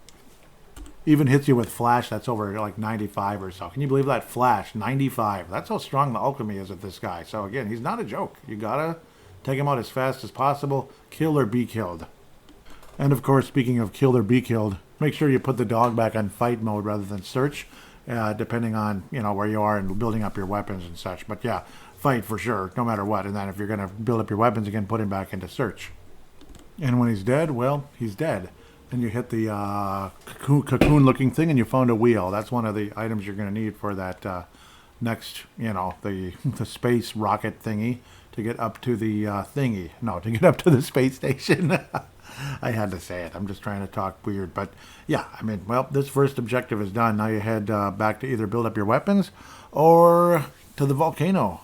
And one thing I should mention, if I hadn't already, make sure you buy as many ingredients as you can here, because, well, they're cheaper here than in other eras. And then, yeah, obviously you don't want to spend all the money you have, but yeah, you should have plenty. with the currency exchange and all that, especially that 10,000 gold pieces you got from the king at the end of Gothica. When you do currency exchange, you'll have like 100,000 talons or 80,000 or whatever approximately. It depends. But yeah, you should be able to buy tons and tons of ingredients here, which again is a lot cheaper. It's like buying stuff, yeah. It's like buying stuff with a cheaper currency and all that. So yeah, whatever you can get and whatever you specifically need as well. Anyway, onward to the volcano we go. And of course, not in the volcano, outside the volcano. So basically, try to do a similar thing that you did before when you wound up at the top of the volcano where you got that mud pepper or, the levitation spell. Not the mud pepper, but the levitation spell or alchemy, so to speak, from the guy on top of the volcano who unfortunately, I don't know if he got blown to Kingdom Come or what happened to him when the volcano erupted. But yes, supposedly the eruption caused certain parts to come down, but basically set yourself up the same way. You won't land on the top of the volcano, you'll just land in a different area close to the volcano or around the volcano, so to speak, where you'll have access to the next major item you'll need in order to get quote-unquote access to the to that rocket ship that Tinker Box is going to create for you. So yes, like I said, now you land on a ledge you couldn't get before, and you received a gauge. Well, see, that's good. Good stuff. Not sure what the dog is sniffing. Supposedly there's an item nearby, but I took the gauge already. So what are you sniffing, doggy? Who knows? But that should be your objective, I believe, just in case. I think that's all it was, the gauge and the wheel. Then eventually you'll need that power source coming out of, coming out of the pyramid, going in that area where you couldn't before, so to speak, because unfortunately Tiny's lost his mind. His mighty strength went to his head, and he allied with the Oglins, apparently. So, yep, that's where we're going to head next. The truth is you can fly to the volcano area for much quicker access, and you can get going. My stupid butt went there the old-fashioned way, so kind of a waste of time. You can use the volcano, you can walk, whatever you want. I mean, I don't know. It's not just getting there. That's just kind of like unnecessary waste of time. It's having to walk all the way back. That's, where I'm regretting it pretty big right now. Kind of like a DoorDash order. When you take it, it's far away, so to speak. It's far away. Oh, it's not that far, but now you got to come all the way back, and it's a dry run because you're not near anything. That type of thing. Yeah, it's a dry run. It's a waste of time, and I don't know. Welcome to the world, I suppose. Either way, get on your Wind Waker and fly to the Crustacea area, so to speak. First, there's two pits again, two fire pits that you can see, from above, so to speak. Go to the one in the city area first. That's where you can actually figure out what the heck's going on. And then, ultimately, go back across the desert to that's Crustacea. Nobilia is where you want to be first. Nobilia, so it's like on the city side of the desert, and then obviously the small area, like the ship part of the desert, that's Crustacea. That's where you're going to go afterward. Obviously, after you go visit Horus, who is, basically he's what he should have been all along, the leader of Nobilia, so to speak. That's mostly what he is of this area because, he's meant to be, but the bad guy, of course, took over for a little while. And if you're not completely sure, you pretty much just go north, pretty much, not too long after you come off the Wind Waker, so to speak, in Nobilia. So don't get lost or anything. By gum, it's my young friends Philip Gustafson and Jesper Wallstedt. Boy, you like goaltenders, huh? No, I'm just kidding. Yeah, I do too. At least this year I do. Some years I hate them. Like Devin Dubnyk and Alex Stale, but we'll get off of that. I'm afraid I have unpleasant news to share with you. Tiny has set himself up as leader of the Oglins in the depths of the pyramid. But I just said that to the listeners. Why are you repeating it? Just kidding. I fear the power has gone to his head. Should you, like a lot of people at work that, have no power to begin with, should you try to talk some sense into him, be very careful. I discovered a spell in the palace library that may help you. It requires 1 limestone and 2 parts bone. 2 parts bone. Interesting. Barrier. So that's another way, I guess, to get rid of a limestone or something if you have 1 too many, to get things evened up so you can get to 99 wax and 99 limestone for 99 crush. Yeah, why I got into that, I have no idea. But now we have the barrier spell, which actually can prove insanely valuable in the final battle or so versus Carlton. Yes, it's Carlton. Yes, that's the butler. He's the bad guy. Yes, and he's really tough, actually. By far the hardest boss in the game. Now let's head back across the desert with the Wind Waker, not with our friend that calls us Ralph or Captain or whatever he calls us. I love the guy and it's funny, but it's just, you don't need to do that. Just fly across and, yeah, work your way towards the Pyramid. And if you feel like it, save at Horace's camp also. Why the heck not? I mean, it's just, I don't know, like, why not? Just in case something stupid happens, because stupid things do happen, even in parts of the game where you shouldn't be in too much of a danger with better armor and weapons. But, yeah, funny things happen. Heck, maybe the power will go out on you, and you're devastated because you haven't saved since, like, 3 hours ago or something. Yeah, things happen in this world sometimes.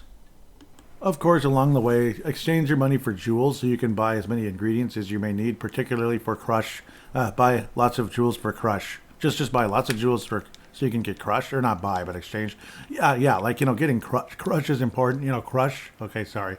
I'm just like the angry video game nerd. Get the knife in Ghosts and Goblins. That's pretty much what Crush is in this game. Get the knife. Pretty much. And probably stock up on some bones as well when you consider barriers. It's potentially a great defensive spell in the final battle, or alchemy formula, spell formula, whatever. It is what it is. And of course, you can save your progress with your friend Blimp as well when you buy those ultra important ingredients. So, yeah, why the heck not? By the way, also, go get the double drain formula. The same place. Oh, I think we already got it, didn't we? Yeah, we already got it. Yeah. Jim, we got it. And you can save your progress there, too. Just save your progress every 5 seconds, because you just never know. The power might go out, Kind of like living in fear like everyone does these days. The power might go out. Save your progress again, even though you saved 20 seconds ago. Do it. Funny part is you have to have the dog jump across the bridge to bring the pulley thingy back over again. So might as well go get that. The pulley, I don't know what the heck that thing you call it. The pulley thing, the thing that gets you across the little stream or whatever, that thing. And yes, go to Horace's camp and go to the inn and and save. Yeah, I know, you don't have to, but you get as long as you saved at least once along the way here, it should be okay. But sometimes you just save by default anyway.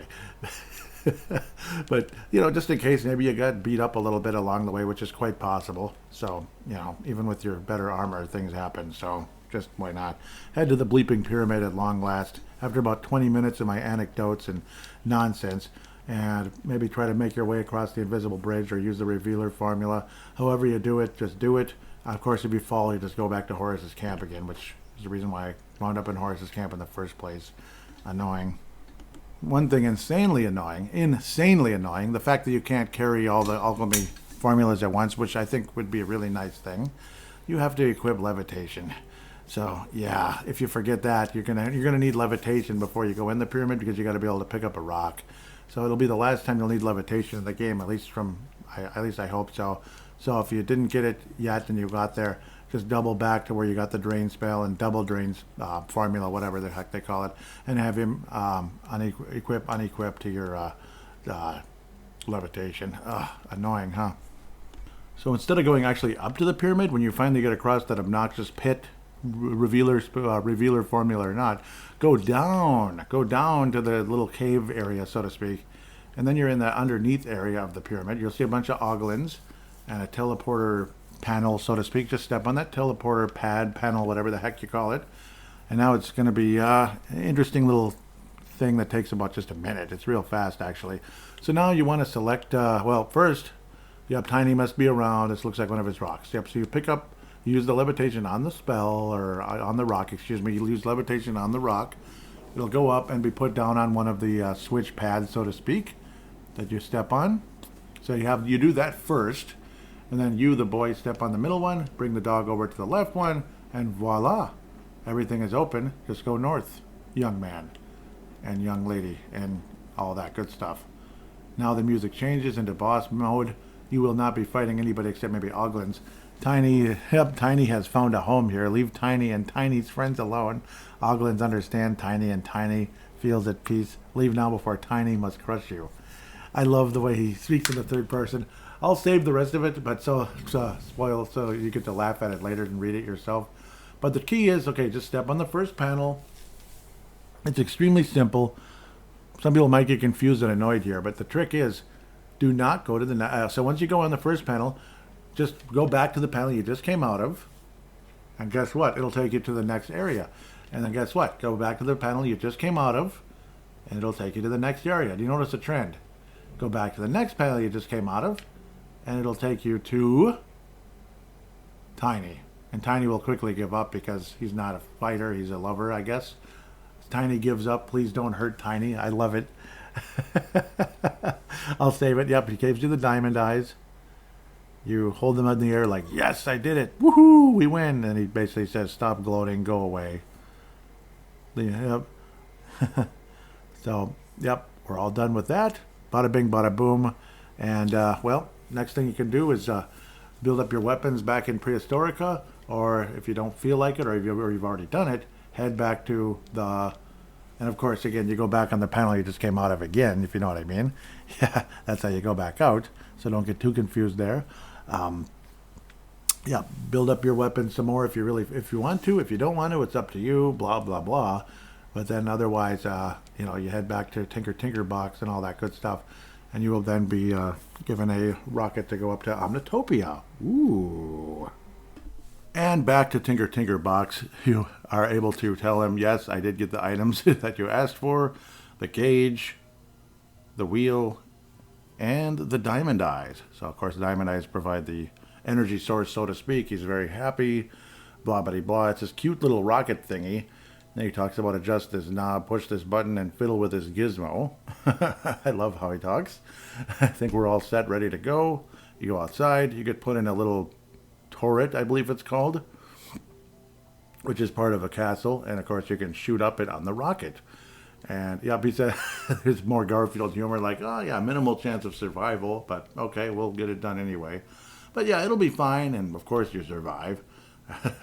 It's like basically like a countdown starts. You can speed it up by just pressing the A button. What the heck? And that's usually what I do, because why would you sit there for 11 seconds when you can make it 4 or something? But off to Omnitopia you go. The good news is you're not stuck at Omnitopia, so if you want to buy more ingredients and all that cool stuff, you will get the opportunity later after you have a chance to go down and power up some new weapons as well. So the 3 new weapons you get here. You start off in, I guess it's called the junkyard part of the level. A cleaning device pushes you down in there once you first arrive into Omnitopia, which is, again, a space station. Jesper Wallstead looks like a toaster now, a toaster dog, basically, a metallic toaster dog. And he said, well, like Tostilla in Attack of the Appliance People, at least we won't have to be afraid to be attacked by bagel beasts or waffle monsters. Yep, so that was kind of funny. More Garfield humor there. This version of the dog is incredibly powerful. Like before, the dog is powerful. Now he's insanely powerful. You'll see what looks like a control panel, another one of those, you know, like pads that you can step on that would transport you somewhere, but it's inactive at the moment. Later on, that will transport you to the absolute final room of the game with Carlton, the final battle, and all that good stuff. Yes, spoiler alert, 19,000 times already. The bad guy is Carlton, the butler. What you do is you work your way to the northeast section of the room, if humanly possible, amongst a bunch of annoying rats and tentacles and such. And I thought I'm doing this right. Apparently not. Interesting. Actually, I never talked to this guy. I am I-8 Pi, Omnitopia Guard, Junkyard Sector. Interesting. She's being detained in the research section. Okay, so interesting, weird conversation there. I thought you go down this thing. Okay, no, apparently not. I'm losing my mind. So yeah, obviously you don't want to go down, you want to go up. So my apologies. It is generally northeast, but not the northeast corner, kind of northeast-ish. So you kind of want to work your way to the left area, the west, I guess you could say, and work your way up to the north. And it's some kind of like a, you know, transportation thing. Basically, it's very lit up. You'll see it. When you see it, you'll know.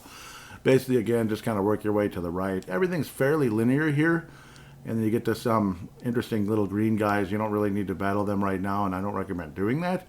There's an area where there's some switches and some characters locked up, I guess, basically. Press all the switches one by one, and I mean one by one. Unfortunately, I opened up the one with the metallic raptor, which is probably the most dangerous monster in the entire game, outside of the final boss. I'm not kidding. He is freaking hard.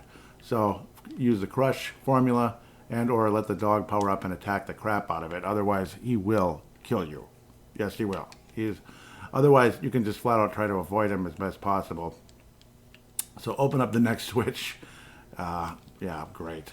Good. Yep, stay away from that stinking raptor. She says, or the machine says, the little red machine will talk to you. That raptor will terminate all functions if you don't disable it. Interesting. Okay. If you don't disable it. Okay, yeah, he'll kill everything, basically, is what they're trying to tell you. So you kind of have to beat it now. Otherwise, there's this cute little pink blob you want to wipe out as well. That kind of gets things going. But unfortunately, I'm in a very dangerous spot here at the moment with this stupid raptor. So for future reference, the switch that is furthest to the left, that's not down yet, like out of the 3 switches, the left one, don't bother pulling it down. Just leave the raptor where he is, because, yeah, it's too hard. Not worth it. Not freaking worth it at all. By the grace of God, I defeated that stinking raptor. Oh, man. That guy's tough. I didn't really defeat him. The dog did for the most part. Now we can talk to the red guy or whatever. The red machine says, "Thank you for releasing me. Please accept this offering." It gives you the neutron blade. That's the best sword in the game. And in this part, this part of the game, the final 3 weapons, the neutron blade, like laser, lance, and atom smasher, all have the same attack power. So if you have a preference between the 3, once they're all level built or whatever, you can. There's no difference in weakness or whatever or strength per se. So just choose your favorite. Whereas before, the sword's often the weakest, which is really dumb. The axe would be in the middle, and the spear would be the strongest. And now you get into kind of a semi-maze, and again, I recommend using the player's guides given to you off on the internet, player's guides, maps, game facts, and all that. But one simple aspect to mention is, so you'll notice every time you try to go down or to the left or whatever, something will be in the way, and there's this, it looks like some kind of security thing, some kind of security sphere or orb or whatever above, shooting stuff, and that doesn't hit you, of course, because it's above you.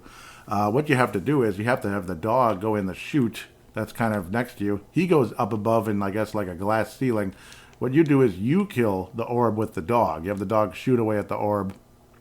Of course, take control of the dog and then fire away at the orb. Kill the orb. That'll then open the door, so you'll have access to where you'd like to go next. You can go either north or south. I'm blanking at the moment, but either one's fine. Probably not north or south, north or east.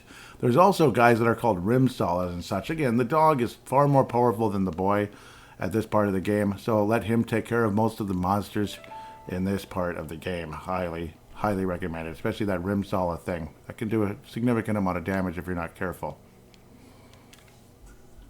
And I'll let you hear the music when you're up there as well, the Omnitopia. Now you get to actually hear it when you're up in the main area of Omnitopia. Enjoy.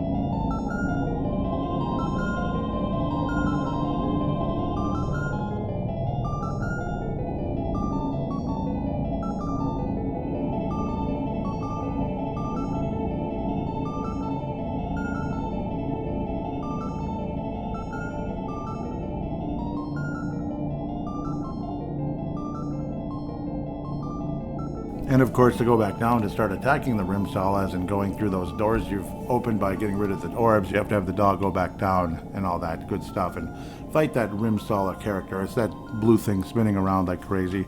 It's not too hard if you use the dog. Let him, like hold the button down, let him charge up and hit him at level 3. Hit the, shoot the rim sala character at level 3. It'll do over 1,000 damage. Over 1,000 damage. Like I said, the dog in this part of the game is insanely powerful. Now again, this area, every time you go down, you're able to go downward, and I don't mean south, I mean downward. down these chutes, so to speak, you get to different rooms and all that. So some of them, yeah, like the first one you're going to get to is like it's got like a shop and an inn and all that. So yeah, definitely go there. You can save the game, I believe, as well. And of course, exchange currency as well. Now it's credits, but yeah, exchange everything you have, like talons and all that stuff. Talons, gold pieces, and or jewels and such. So yeah, now you have like over 100,000 credit, kind of like inflation and all that good stuff. Kind of a topic we can all get into all over the planet these days. So yeah, obviously the credit is much worse than anything else. Stock up on that ethanol. That's obviously very important when it comes to the super heal and all that. So good stuff. Also, again, in this store, you can purchase the Spots color. That's the best color in the game. So the best armor in the game for the dog. And the level 1 armor, buy all of it. Buy all of it. It's very inexpensive when you compare the amount of money and all that stuff. It's actually not much at all. It's kind of like pesos or something compared to dollars. And I'm not making fun of people that have pesos for their currency. Just saying it's not as valuable as a dollar. That's all. And they know it. And they want you to know that, actually. Like, please help or something, or please exchange with us, ha ha ha, that kind of thing. Yeah, it happens a lot. And like all common sense will rule, equip all of your items, of course. Yeah, obviously you knew that before I did, right? So now you're all futuristic looking, at least when you go to your stats, so to speak, your status screen. You got the Neutron Bag, Blade, Magna Mail, Lightning Helm, and Cyber Glove. Cyber Glove, nice. Again, this is level 1. So much later you'll get to all the level 3 stuff, which is pretty damn cool. Great strong defense, and you're ready to go to Carlton and all that. But we're not there yet, unfortunately. We have to work our way around in this weird Omnitopia area. And once again, for a better way to figure out where the heck you're going, use the maps on the internet instead of just listening to me talk. You're going to be like, okay, dude, it's probably going to annoy you more than help you. So, yeah. One thing, though, I can mention, a lot of times in these rooms, you might see some kind of close to the doors and such, or doors or transport up, upshoot or whatever you call it. You might see something that looks like it might be like one of the treasure chests, so to speak.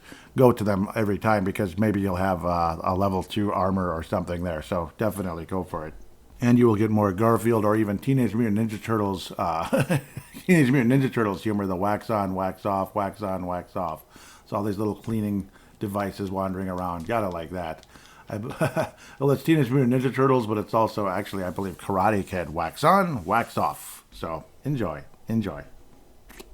Incredibly important, though. When you do get to what is called the control room and stuff, you can do all these switches. You want to turn the fans on. That's one of the control rooms. There's a few. When you turn it on and then fans start going, turn that on. That way you can kind of move around in the neighboring and adjacent rooms and all that stuff. Because then there'll be less heat. Otherwise, you can't get through kind of the narrow areas where all these heating elements are.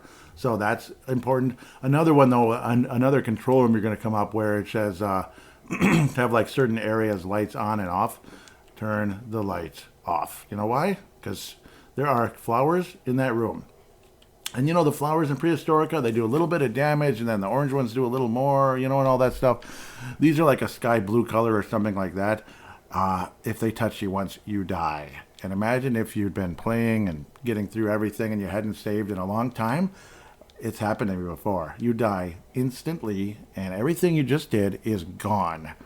You get to do it all over again. Isn't that fun? No, it's not. So turn the lights off. Unfortunately, there's before you go into the room with the flowers. Basically, it's like I don't know what they even call it, like a greenhouse. Turn the lights off. Unfortunately, it is connected to another room. So one room you want the lights on, maybe, kind of, but make sure the lights are off before you go into the quote-unquote greenhouse, as they call it, with all those flowers, because they will kill you in one hit. Now that I've repeated myself twice, because it's insanely crucial. So don't say I didn't warn you, because you will be really pissed off, let me tell you. And like I suspected, in the heating element room, there is one of those treasure chest looking things, and you can get Old Reliable, it's called. Cool name. It is the second best helmet in the entire game. Equip it. It's a level 2 helmet. No, you did not waste money by getting the previous one. Get the level 1 before you get level 2. It's just, and then, yeah, just do them all. It's not going to kill you. But it might kill you if you do have the weaker armor and such in this place, because just things happen. Crappy things happen. Unfortunately, the armor will not save you versus those flowers. So, yeah, I've repeated myself enough, but it's that important. And yes, I made it to the control room. Thank you, Lord. There's access code, alarm room. And, yep, see, the thing is, the alarm room, okay, that one, I don't know the code, and it's not that hard. I don't really care. You can look it up. It's not that hard. I just endure the frustration of it all. But you notice there's even a, yep, so greenhouse lighting on or off? Leave it alone. It's already off. Leave it off. Don't even screw around with yourself. One thing you have to know, the storage room, on or off. So the storage room and the greenhouse room, that's the trap. You can turn them, if you turn one on, they both go on. Now, I recommend go ahead to the storage room with the lights on, but then come back to this control room, so to speak, and turn the lights off. Otherwise, yeah, you're going to die. So I've said it enough. I'm probably annoying and boring you at this point. But yeah, go to the storage room first and then just come right back. I do believe it's just north, the area just north of you. So, yeah. Okay, I lied. It's not north of you. But just go ahead and look at the map. Don't listen to me. Let's look at the map. When it comes to directions, just listen to the advice that I give, basically, about what to do and what not to do. So to the east is the storage room where you can get, protector ring. That's one of the level 2 items. That's always great. So yes, this is your storage room. So try to get all the treasures you can. Some of them you might be full, particle bombs, but some items you might not be able to get because they're full of whatever it is. Like certain, ingredients and such. And it looks like this is where those big giant bugs were built, as you can see as you walk north in the room, messing around. So of course, again, I've said it enough, but do not continue after this room without turning the lights off in the storage room to the west. It's funny how they even show in that plant room there's a skull. You can see on the little cute little green screen. Yeah, they even show that. So they even hint to you like it's a death trap. It is. So, yep. I think you get the point by now. I've repeated myself so much, but yeah, I don't know. It pissed me off so bad before. And at all times, always watch the boys' meter. I know, because those room solids can do a bit of damage. They're going to hit you sometimes. The dog, it's like, the dog's almost indispensable. Almost, except at Carlton. And that frickin' raptor, that thing could kill anything, basically. The raptor is the strongest. The metallic raptor, metallic raptor, not rapper. Thank God that's not in the game. Is the second hardest thing there is in the entire game, in my opinion. It's that difficult to deal with. Now you're in the alarm room and all that stuff. You could, if you do have the access code and you figure it out, great. If not, just have the dog whoop up on these things. It's not that difficult. So, Then eventually we'll finally go to that stupid greenhouse room. And what a relief it is to be done with that stupid room. Now you can go north, so to speak. And yep, there's one more treasure, and this one is a titanium vest. Yep, so that is your second best regular armor in the game. Like armor. Yeah, the one that you put on your chest. Second best in the game, so now you have all the number 2 stuff. You've upgraded. Level 3 will be, once you get to Professor Rufflebur's room, you'll be purchasing that in the panels, so to speak. Good stuff. And now we're finally in that greenhouse. Basically, just kind of work your way around in the dark. You should be able to see where you're going. And if you need to turn the lights off and close the shades, I don't know. It's not that dark. But, just kind of work your way around. There's one part where you can actually get through, even though there's a flower kind of in the way, so to speak. Or it looks like they're in the way, where the path is a tiny bit wider. Just walk through there. Some people might get semi-confused with that. I don't know. I mean, it's not the worst thing in the world. You'll probably catch it before I did, that kind of thing. Just work your way, basically, out. And, again, don't forget the little treasure chest. You can get 30 Cyro Blast projectiles. Those are high-end, so get them for your bazooka. Your bazooka. It can be a weapon you could use against Carlton as well, if you so desire.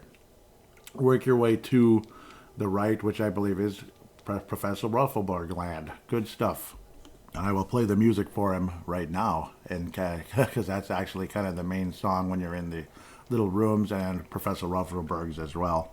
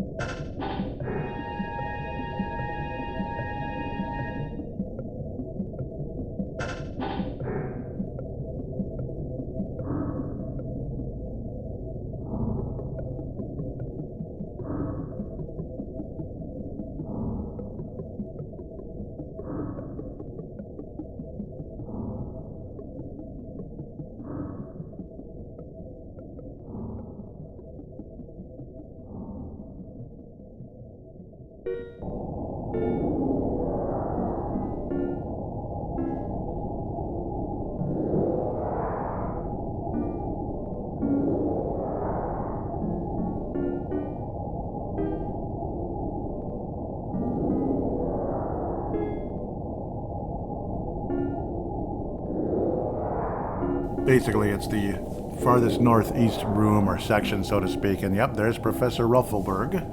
And you can talk to him. And he says, yep, nice to see you. You're really something. I've seen you do all kinds of stuff down there. Pretty cool. And yep, somebody's obviously causing a lot of trouble, and we're wondering what the heck is going on. But yes, the doctor, obviously, the great Dr. Ruffleberg, or Professor Ruffleberg, tells you basically all the stuff that happened, that it absolutely was the butler that sabotaged the experiment and threw everything out of whack and is causing all this trouble and all that. So no question, no kidding. And there's the same device that can transport you to and from Evermore. You get to see it and all that, so pretty cool indeed. He created all the clones and such as well, which created a huge big problem, but luckily now he's given up, or now he's retreated to his chamber, and you're going to need the power source to get that. This time you can use one of those escape pods, so to speak, which is a flying device, kind of like a like a spaceship, like a small little spaceship, or like a that looks almost like it could be even like a stealth bomber or something, but a little more futuristic, maybe something like that. Believe it or not, because it can fly up in space. So yeah, it's mostly you're not flying in space, though. You're flying around Evermore just like you were with that Tinkerbox little airplane thingy. And of course, that's the energy source you saw when you went underneath the chessboard earlier. Now, Mr. Ruffleberg will tell you, well, we'll open up the other staircase that was often rumored when you were walking around in Ivor Tower and Ebon Keep, so to speak. There is your other staircase. So you head down to the chessboard again. At least that's going to be in the plan. Of course, again, you're going to also want to build up your new weapons and your... you want to buy as many ingredients as you might need for the final battle and all that, including healing, crush. Maybe you'll use crush, maybe not. But you're also about to get a really powerful one called energize as well. It is as valuable as it gets. Well, no, we're not getting that one yet. That'll be before you go to the end.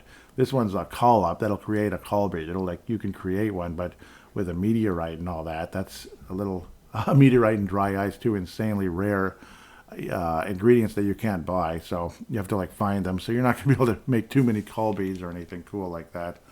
But first, before you do anything, you don't want to unequip or unequip anything, or you can if you want to. Go to the transport thingy, armor sales engaged, get all the best armor in the game. The virtual glove, the brainstorm, and the virtual vest. You are now going to be equipped with the best, absolute best armor in the entire game, which is a great thing, no doubt.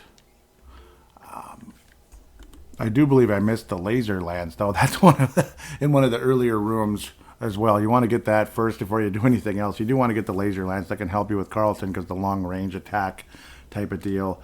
And the Atom Smasher you'll get in the Tinker Box area, similar to where you got the Night Basher. The Atom Smasher, that is the best axe in the game. Actually, no, my bad. Thankfully, you get the laser lance in the... so you're going basically out the same door that Carlton led you out at the beginning of the game. There's the treasure chest there, and there's your laser lance. So you don't have to backtrack or anything. Believe it or not, I did not mess up. I thought you got it after defeating bad guys, but oh well, that is how it goes. You just go straight up there, get your laser lance, and now you have your two of the best weapons in the game. You can go back to the Tinker place, basically, and get the Atom Smasher. I recommend getting that right away so you can build that up. It's in the same area where Tinkerbox had the Night Basher. I believe I mentioned that just 5 seconds ago, but just in case I didn't. No, I did. So basically go there. You can also get a couple of formulas again, just like you did earlier, not too long ago, looking at bookshelves and papers on desks and all that stuff. But now you're in like a spaceship type of thing, a spaceship pod type of thing. Everything's okay this time around. You're not going to accidentally shoot the control panel with the bazooka or anything stupid like that. So that's always a good thing. And he knows about the gizmo and all that. Tinkerbox does. You can record your progress there. I always recommend, just in case something stupid happens. But look around on the bookshelves and such. One or two of them are going to have one of them is nitro. I know that for sure. You don't get the Energizer until right before the final battle, basically, when you go back up to Ruffleberg again, where, yeah. So I'm still kind of screwing around in the room, making sure we get these, all the items. Yep, there's another chest, pardon me, close to where the Atom Smasher was, or the Night Basher was. Now you have all the best weapons, all the best armor, And yep, there's a paper right next to where the treasure chest was on the desk or table or whatever. It's called nitro, grease and ash. 2 parts grease and 1 part, not ash, gunpowder. Very high end, dangerous stuff. So cool. I thought there was one more in here. Maybe that's it. I swear there was one more in this place, but I'm not finding it at the moment. My apologies. But again, player's guides and all that cool stuff are helpful. Now, basically what you want to do is you could go get that item right away if you really want to. Or you could just build up your weapons. Do whichever you prefer. But either way, you're going to go to the chessboard to get that energy gizmo, so to speak. When you go back to the ship, they'll ask, is your destination Omnitopia? Say no, because you're not going there yet. You're not done. And even if you were, you still want to get all the ingredients that you may need. Not every ingredient. You don't need 99 of every ingredient or 97 or whatever. Don't wear yourself out wasting time like that unless you really want to, because you think it's the coolest thing in the world to have every ingredient. I don't know. Some people have done that, I guess. I don't know where they get the time. But yeah, build up your weapons and the ingredients you need, so to speak. And then you'll be all set, ready to rock and roll. And I'm cheating ahead a little bit, so just so you're prepared. Energize requires 1 part of crystal, so buy all the crystals you can, max out that, and 1 part of iron. Max out that if you can. And you should be able to with the money you're going to get, here and there, and with money you've built up throughout the game. But yeah, even getting a little bit of money as you're building up the weapons and such. But yes, get as many iron and crystals as you can. I believe I'm already maxed out on crystals. They're not really expensive, and I bought like a ton of them here in the prehistorical era with the talons and all that good stuff. But that's what you need. That way when you go up there and you get energized right before the final battle, you will be as maxed out as possible. What Energize does, again, cheating ahead, is puts you at level 3 immediately, and it'll keep being at level 3. Being at level 3, it'll keep charging up super fast, where you can hack away for a short period of time, and then you got to cast it again. So, cool. But now back to the world and all that cool stuff. Let's fly our way over, so assuming you've gotten your weapons leveled up and all that, per se, and like Prehistorica and all that. At least I have by now. If you do, that's good. If not, well, I recommend you do before the battle with Carlton. But of course you can try Crush or whatever. It doesn't seem to be nearly as effective as just powered up weapons against him. So now we're actually going back to the Gothica. Tinker box just kind of tells you where that quote-unquote gizmo is. Again, back to the chessboard like we talked about earlier. So we kind of work our way to the left, and left. Eventually you get to that chessboard maze and all that, and you work your way to the center, and then you see there's now a secondary staircase, and you work your way down. And of course, to get there, you go outside. When you get to the quote-unquote banquet hall, go to the left, and then go to the left again, and you're in the chessboard maze, the hedge maze, all that cool stuff. And those obnoxious bone buzzards, if you want to kill them, you can kill them right away with Crush. Otherwise, just try to just walk around them, work around them, and all that cool stuff. Now we're going down that other staircase, which is wonderful. At least I hope I do. And if you did get the Oracle Bone, I believe I did, he gives you an alchemy spell. I better make 100% sure I got the darn thing. I did. Okay, yep. So the Oracle Bone is important here. Pick up that quote-unquote gizmo. You have it now. It's called the Energy Core. But then keep going. That's the trick. There's the alchemist just a little bit ahead. Welcome, my friend. I don't get many visitors down here. And I'm like, I can't imagine why the annoying Foot Knight usually scares them away. Oh, you have the Oracle Bone. I could give you an alchemy formula that's quite useful. Force Field. So this is the best defend formula in the game. Grease and iron. So try to buy as much grease as you can. You might need to get some more gold. Luckily, I have a lot. Thank God. So buy as much greases and iron as you can. This is pretty much the only place you can buy grease in the whole game. So it's from this guy. So this way you can grease up stuff for your lawnmower, stuff depending on if you're a lawn service person like myself at times in the spring, summer, and fall. But yeah, buy all that grease. It's 80 gold pieces. Thankfully, I did exchange gold earlier, and I didn't exchange it back into talents, which would have been the stupidest thing in the world. Because, I could just make money hacking away at those, turtles and stuff when I was there, building up the weapons, and have plenty of money just to buy a couple ingredients or sleep or whatever, which wouldn't be necessary very often. But yes, stock up on the grease, force field, and energizer. Those are the 2 last formulas in the game, and quite honestly, extremely valuable for the final battle, because you're going to need both.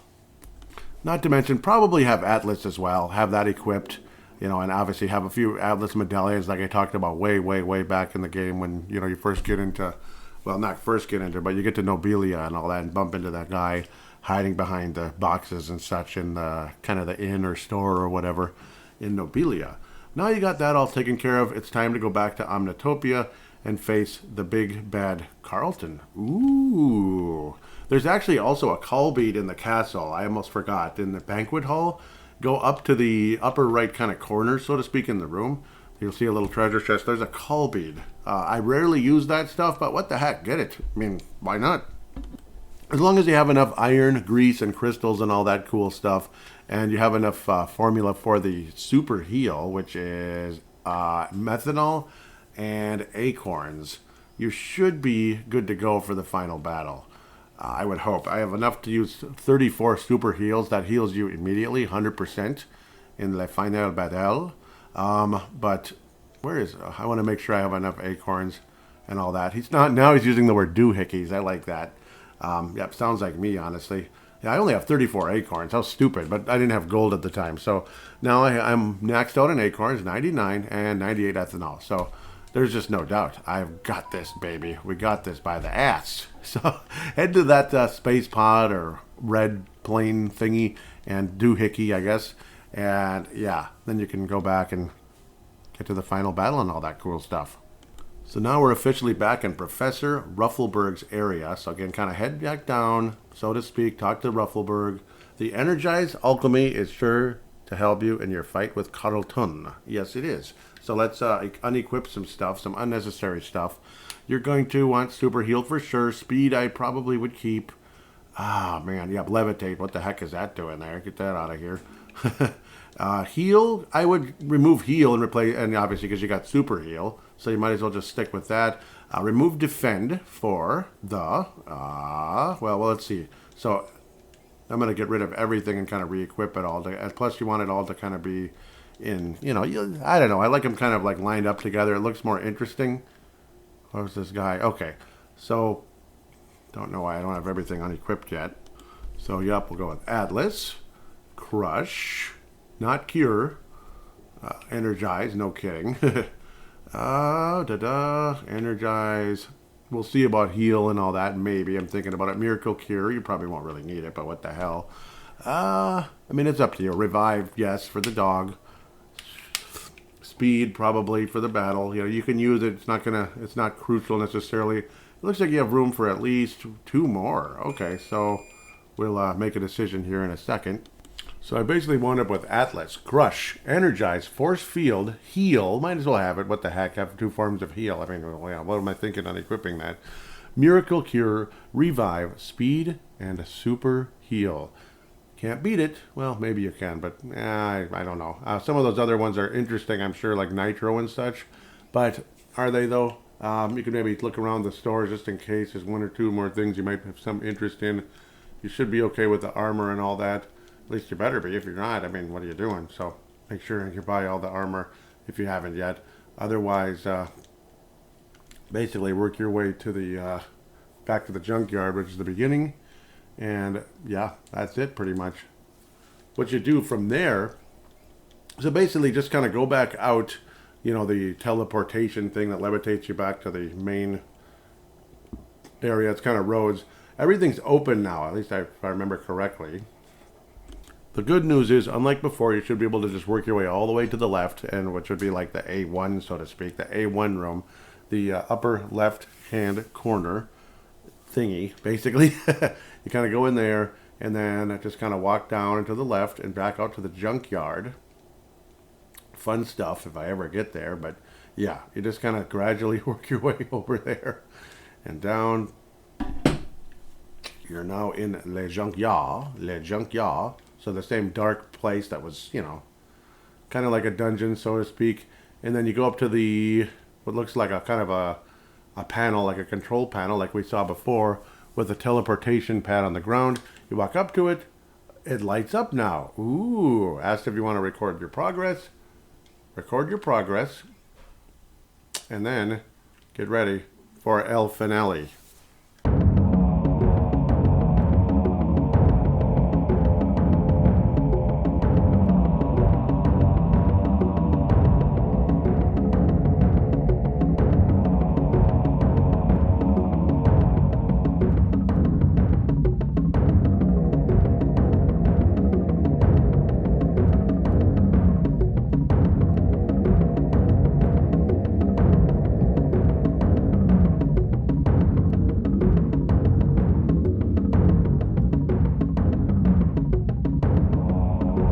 course, first you hear the major boss music, kind of like when you're fighting the snake and such. You have a bunch of like speakers and fans. Use the dog. You could use the boy, but use the dog. Power up because his bullets are stronger. So again, hopefully I put in the right music, the major boss music, which you haven't heard probably since the first part of the show, way much earlier. The first part of this episode, so to speak, much earlier. So we got that going again. So kill off the fans and speakers by just kind of shooting them with the dog, basically. Power up to get rid of them faster. The fans just kind of keep you from getting too close, whereas the speakers will, turn up the bass, so to speak, and you'll go back kind of like an earthquake or whatever the heck. Just kind of push back from the pressure from that. Again, kill them off. It's nothing too scary, nothing too intimidating, just kind of tedious and such. Because the real stuff is still yet to come, as you probably figured. This is kind of like working your way to Carlton, so to speak. It's never like right away, is it? It just doesn't work that way. Once all the speakers are dead, what you have to do is walk up to, they look kind of like some kind of control panel behind there. That's basically what it is. They're switches. So once everything's dead, you walk up, you start pushing them, and then things start to change, like start to turn blue. But yeah, you push them all, one by one, by one, by one. And now all of a sudden, what looks like maybe you're at Macy's or something, or Dayton's, or whatever the store would be way back in the day, with a bunch of TV screens flashing. And then the music changes and the real final battle starts to begin, and you get to hear the final battle music for the first time.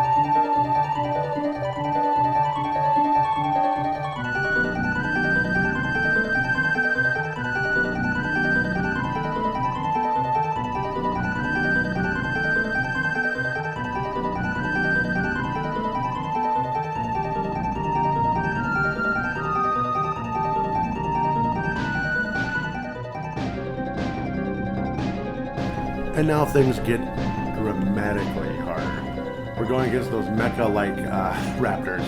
Watch out. Just seriously, watch out. I'm going to try Crush and see what happens. It's been a while. 110. See, that's why. So, use the dog. The dog will hit him with over 1,000, potentially, if you charge him up good. But again, watch your health the whole time. Your life is in danger, big time. You're going against mecha raptors. It is not a joke. If you need super heal, you have 49 of it, and you have regular heal, you have 80. Well, I have 89. You could have 99 or whatever. 89, I would hope it's enough. But if it isn't, it isn't. These raptors are not a joke, and these are not even the final boss if you hadn't figured that out yet. No kidding. Be ready with that super heal all the time, because your life is in danger. I'll say it again and again and again. Your life is in danger in this place. Actually, this is where you should start using Energize. That's where I'm being an idiot. I'm like, why is this so hard? It wasn't supposed to be this hard. No, Energize. This is where you start using Energize. That way you're right away at level 3 for both the boy and the dog. You can control either one. It's kind of up to you. The dog hits harder, but hey, maybe it's better off that he kind of controls himself while you're, in control of yourself. Because if you die, the game's over. If he dies, you can potentially revive him and all that good stuff. Make sure you cast Energize on both characters, and of course, again, once the dramatic music starts, Energize and Super Heal are the only options. Bombs away, ladies and gentlemen, bombs away. It's also up to you what choice of weapon you want. The sword powered up and you're swinging it around like crazy. The axe, you kind of swing that around and hit it, and the spear, you can throw it. So it kind of depends on your preference. I kind of go all over the place. I've often used the sword here, but we'll see. Me personally, I think the spear is probably the best way to go, because you can throw from a distance and even hit up to 2 of them at a time, potentially. But, of course, you could hit 2 of them with the sword and the axe, too, depending on how close by they are. But do you really want to get too close to these bleepers? Not really. Not too much. Another major point of advice, make sure the dog is on full attack. I actually had him off because I was recently level building the weapon. So, stupid. Have the dog on attack and on set to attack at level 3. Kind of wander around the room a bit once they're dead, because it took them like 5 seconds to die when the dog was ready to go. So yeah, you know, even us legendary gamers that have played 3 million, okay, not really that many, but have played a lot of games over the years, make dumb mistakes. So yeah, that I was like, why is this taking so long? Well, because I didn't have the dog turned on. So that could be frustration in your way too. Maybe you'd been level building and or maybe you never put the dog on search to begin with. But I don't know, it takes longer to level build when the dog is killing everything in sight. So that's kind of the mentality there. Suffice to say, the dog is probably the better like attacker. Well, he kind of was the whole game, wasn't he though? And there's absolutely no reason to kill the little cleaning machine. It does you no good, and it's mean. You know, why kill it? It's just doing its job. Come on now. Just leave him alone. And yeah, there is no reason to kill it. You can, but there's no reason. So now we're done with the raptors, at least for now, mercifully. And it's a Rimsala type thingy, those blue things that were kind of annoying, but not that hard. A little bit hard for the boy, but easy for the dog, you know. And of course, watch your health meter, watch your health meter, watch your health meter, watch your health meter. And yes, Energize wears off too quickly. Yeah, it does. It's annoying. But, well, that's why you want to get 99 of them. Even though you probably aren't going to use all 99, just get 99 anyway. You can afford it because where else are you going to put the money? You know, you're going to be leaving Evermore at some point, right? Right? Spoiler alert. I'm sure that really surprises you. After that, now it's like Link's Zelda 2, which just might be the next show we're going to do. Zelda 2, just maybe, where you fight your shadow. Ooh, it's so hard. Not nearly as hard as Zelda 2's shadow. But the dog isn't too easy. Just, again, but let the dog help you beat up on that thing, and you beat up on it as well, and eventually you continue your way forward.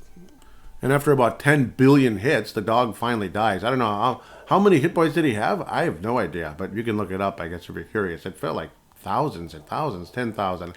Or so, but now everything starts to blow up. All the TVs break and blow up and all that stuff, and it's time to fight. Well, like a Megator or whatever the heck it's called. It's a big, another one of those rock monster type things.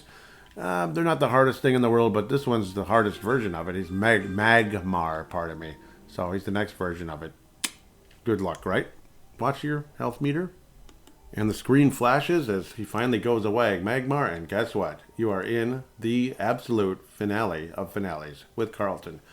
He looks like he's riding a big giant machine gun. Keep your distance from that thing, and yeah, because if you're stuck kind of in front of it, you're in trouble. And if you get too close to the guy, you're done, because he's just going to hack away at you until you're dead. So that's kind of the strategy. Keep your distance. Try to attack him from the side if you can. For the most part, or if you're going to throw spears at him from a distance, obviously wait for him to fire his shots, then go and get the heck out of the way. Wait for him to kind of jump, get out of the way, and throw it again. Kind of let him kind of get hit. You're going to get hit a million times, though, unless you're some kind of perfectionist, which I am not. So, again, if you get too close to him, where he can just hit you over and over again, the battle's over. You lost, and I get to start all over again. So avoid that at all costs. Watch your health meter for the 400,000th time. You probably figured that out way before I did. And yes, energize, until the son of a biscuit finally bites the dust. Just approach him like General Patton. Shoot him in the stomach. Yeah, basically that's General Patton style. Yeah, well, either way, attack him until he's dead. And pray to God you win. And when the screen flashes, congratulations. You beat one of the hardest bosses, I think, in on the Super Nintendo. He's got to be, especially for action RPG. You're going to pay for this filthy human, and then I won't spoil it how Ruffleberg stops him. I'll just leave it alone. But yes, Ruffleberg stops him basically, and yeah, it's that simple and that's funny. That's all he had to do basically. But you can kind of read between the lines there and enjoy the ending. Have fun.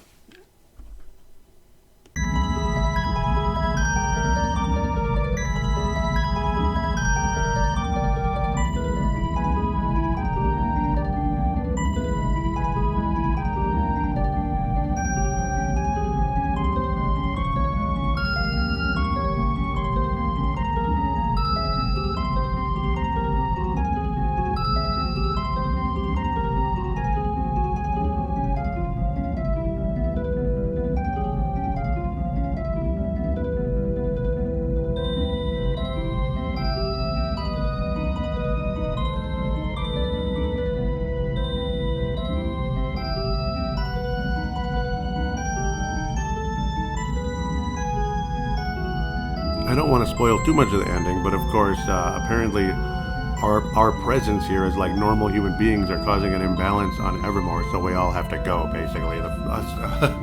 You, the dog, and of course the other main characters throughout the place. Of course, Ruffleberg in Omnitopia, Elizabeth in Prehistorica, Horace in Antica, and Camellia in Gothica. So it's quite that simple. You're pretty much going and getting everybody back, and it's time to go. Like, not only is it time to go, we have to go because the place is losing balance and going crazy, like into, like Armageddon or whatever the heck it would be, the end of the world, so to speak. But it would be the end of Evermore, not the end of the world. So, trying not to spoil too much. It's not that great of an ending. It's just kind of, it's okay. It is what it is. It's, I guess, kind of what you'd expect. Everybody goes home, basically, bottom line. And, And here we are back in good old 1995, right? It would be interesting to go back to that. Doughead Software, there he is. And we're back, and the dog looks kind of like he did before. And, yeah. And then he's like, it's almost like it was all just he's wondering if it was like an imagination. And then when he sees the title of the movie at the theater, he said, no, apparently that's our answer. The title of the movie, should I spoil it? The Secret of Evermore. Ooh. And then you get to hear final thoughts from the other people in the old abandoned observatory or whatever you'd call it. Yeah, interesting. So now you kind of wait around for the final part of the ending. Of course, these people will have to adjust to 1995 versus 1965, or 1990X, but it's 95. Come on. Obviously, they're going to miss what they had. It's interesting, and they're wondering what will become of Evermore and all that. And then you kind of go through the credits, but if you wait a while at the end part, there's an Easter egg. So do wait for that, of course. And there's your Easter egg. Carlton, he turned him back on and had him say, go back. Yep, he has him cleaning and stuff again. And yeah, okay. No more plans for world domination, okay? Right, sure, right? So this kind of hints that there could have been a sequel to this game, but unfortunately, that sequel never came. Unfortunately. Would have been nice, but it would have unfortunately probably been on the N64 or the PlayStation, which wouldn't have been as interesting in my opinion. Who knows? But, well, we will never know. Because it never did happen. With that said, what an amazing game. What an absolute treasure this truly was. The replay value for this game is off the charts for me, and it's an A. It is an A. It is a 10. It is a 5 out of 5. Whatever, 5 stars replay value. Gameplay is a 5. The music is a 5. Sound effects a 5. I don't know. The level building part is kind of boring, but that's almost every game. That's almost every role-playing game. You're going to have to level build a little bit, and including into the next game with Zelda 2. With that, I'll get more into rating and more in conversation when we get to the feedback segment, which is next.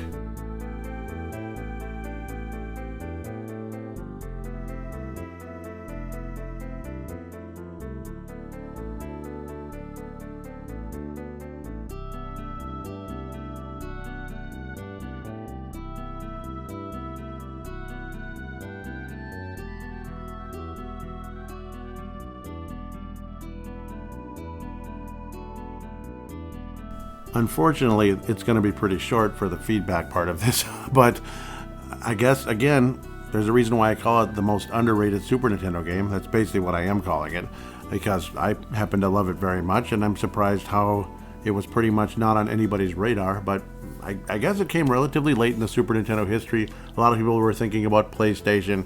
N64 was coming out in a year. Ugh, I'll pass on that one. But the PlayStation, sure. I mean, PlayStation 1 was pretty damn classic. There was a lot of good stuff. I'm not a fan of the N64. It was a massive disappointment, in my opinion, for just so many reasons. But we'll get into that maybe someday, or just like an episode where I'll just kind of like give my opinions of the N64.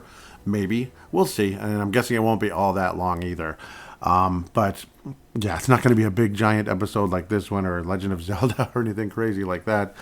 But again, I mean, it kind of is what it is. So I'll let Derek talk and continue my little, tangent here at the end of the show.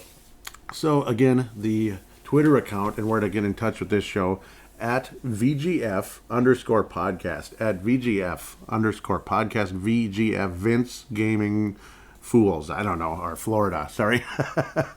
I'm just teasing. And when you interact with the show, hashtag VGFB, Video Game Flashback. Anyhow, Derek Felska at Crease and Assist, of course, unbelievably big friend of the Brave the Wild show. We're both huge hockey fans, and he started his show, the Crease podcast, or Crease and Assist. Definitely look that up if you like hockey. And the Minnesota Wild, he is incredible, does a great job with Kalisha Townsend, and also has his wife join, who does a great job as well. Like, she's really good, Teresa Ferries. So Derek says, I think the opening sequence, again, back to Secret of Evermore, I think the opening sequence is what makes it memorable.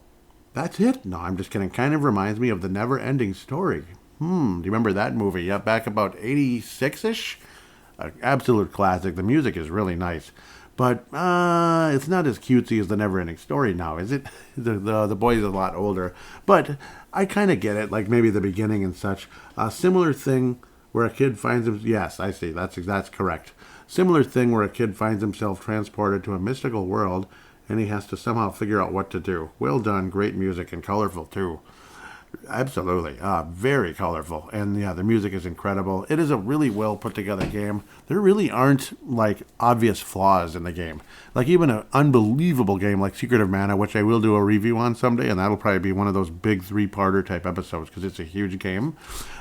It's also very colorful and beautiful, and it's actually made with the same style. It's like the same almost exact type of game. Secret of Evermore in a lot of ways kind of sort of copied like the character design and the swords and all that stuff. The swords, the spears, though of course there's no bow and arrow and stuff. There's more weapons in Secret of Mana, but there's a major flaw in that game where, say, like that was corrected in this game, and you wish they could correct it with Secret of Evermore, or Mana, pardon me, but I'm sure they did in like some of the remakes. But the remakes are often not as good as the original, generally speaking. Too 3D-ish looking, which I'm not a big fan of, if you hadn't noticed. I'm not a big fan of that 3D style stuff. I'm just not. The gameplay is completely different. Completely.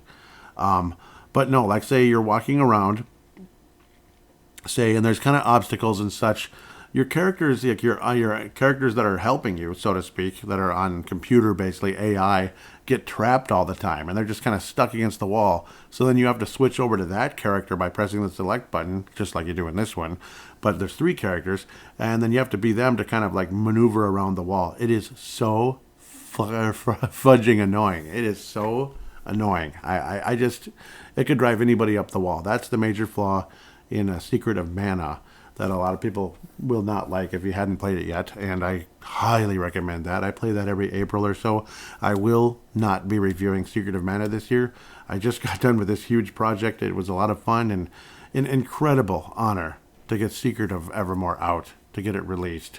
An absolute honor to that me, Joey Awajan, who is just such an unbelievable fan of this game, to be the one to really kind of put this one out center stage for all of you to listen to. Though unfortunately this show hasn't really, to be fair, at this stage anyway, maybe by the time you're listening to this, things will have changed and the show is growing maybe a couple years from now, because this is 2023, March 2023 at the time that I'm releasing this show.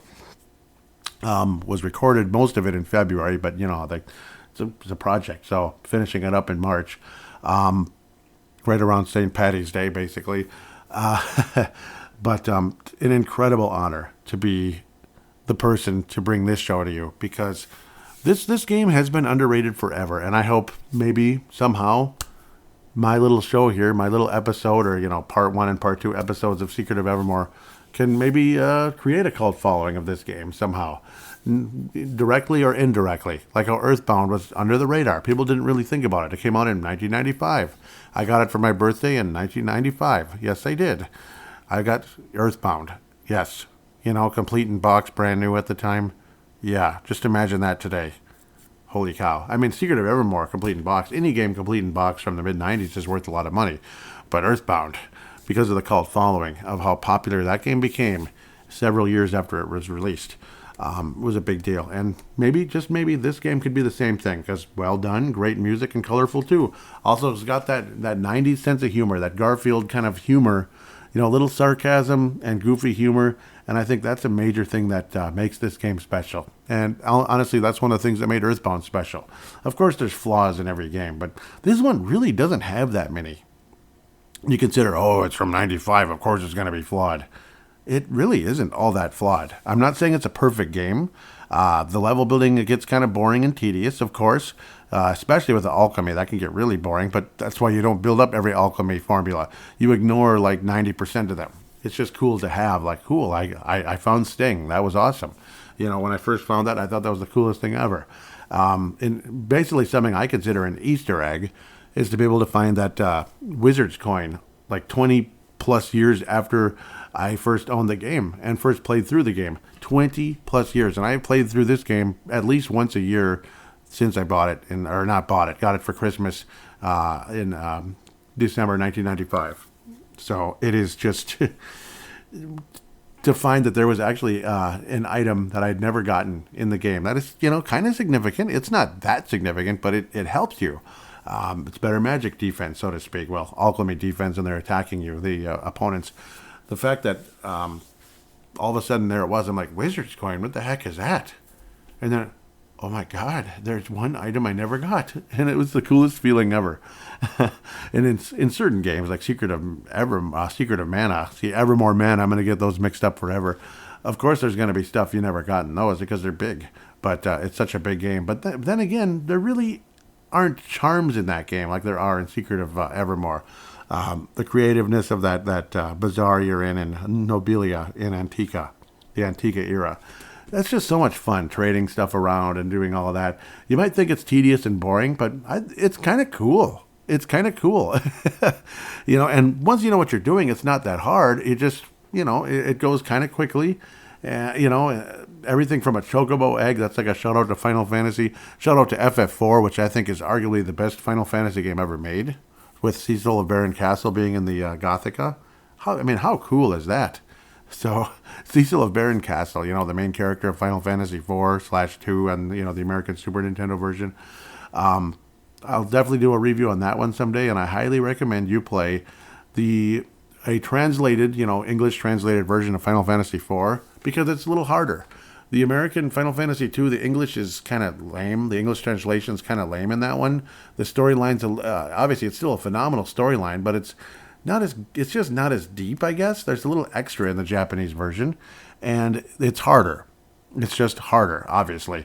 And the beginning is much harder because you're not level built enough, oftentimes. So I like that the game's harder, where it's not just super easy. The American FF2 is super easy for some stinking reason. And again, like I said, the storyline is a lot shorter. I'm kind of going off on a tangent, and I apologize, but I guess it's just kind of, again, wrapping up the show in a lot of ways with feelings of some of these great games from back then. And, of course, again, the way Secret of Evermore kind of shouts out to Final Fantasy, being it is, in a lot of ways, the last Square Soft game ever really made before everything kind of became, like Square Electronic Arts or whatever the heck, and everything moved to PlayStation. And that great Square store that used to be in Redmond, Washington, just like Nintendo, disappeared off the face of the earth. You could no longer order brand new manuals for Final Fantasy Legend 1, 2, and 3, Final Fantasy Adventure, and I'll be doing reviews on those someday as well, and how they actually secretly have different names in Japan. Some of you already know this, but others don't. Here they were called Final Fantasy just to say, oh, a Final Fantasy game, cool. But they really weren't Final Fantasy, even though they were made by the same people, Squaresoft. But that wonderful store in Redmond, Washington, Square USA or whatever the heck it was, disappeared off the planet when everything moved to PlayStation. And it's like everything changed forever and ever and ever and ever and ever. And it kind of took the charm away. It really did. It's just a damn shame. Chrono Trigger and Secret of Evermore were pretty much the end of Squaresoft in the United States as what it was. And, Squaresoft is what it was during that time. The Super Nintendo and obviously the NES and Game Boy and all that cool stuff was never the same again, honestly. It just kind of took the shine off of it, in my opinion. Some of you might think Final Fantasy VII is the best FF game, Final Fantasy game ever. I don't think so. I really don't. Secret of Evermore and Chrono Trigger were definitely the end of probably the best era of RPGs ever, in my opinion. In my opinion. Yeah, you're free to have a million opinions out there. Games like Tales of Destiny that came out in 97 from Namco, an incredible game, but it wasn't made by Squaresoft. See, That's the whole point. So, but and it kind of played like a Super Nintendo game. Honestly, it really did. Just like Tales of Fantasia. I'd love to do reviews on both of those someday, but when that day comes, I'm not sure. The next game we will be talking about is Zelda 2. Zelda 2. Honest to God, I have both versions. Thanks to I have the Family Computer Mini. I'm debating on doing a review of each of them at a different time. I probably will. I honestly like the Famicom version more. I like the Japanese version of Zelda 2 more, but the music in the NES version, in the American NES, is better. The music is significantly better in the Nintendo version, but the level building is like, it takes like twice as long, and you don't get extra guys as easily. You have to get like 9,000 experience points to get an extra guy, other than just finding them in the game as well. Like, save those bleepers up, like the angry video game nerd would say, until the end of the game when you're going to go to the Grand Palace. So, of course, I'll be talking about that in that game review. No kidding. But the Famicom Mini is arguably the better version of the game. I think in a lot of ways you can beat it faster. In a lot of ways, it's actually kind of easier, yes. But with the Famicom Mini, you have tiny, tiny, tiny controllers the size of, like, I don't know, like your kindergarten child's hands or something.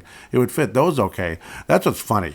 But I can still beat the game with that tiny controller, thank God. Even on Zelda 2, as hard as that freaking game is, I can still beat it. So it's just, partially because you can get a bunch of extra guys and such. But if your skill level is good enough, you don't need like 10 extra guys to beat the game.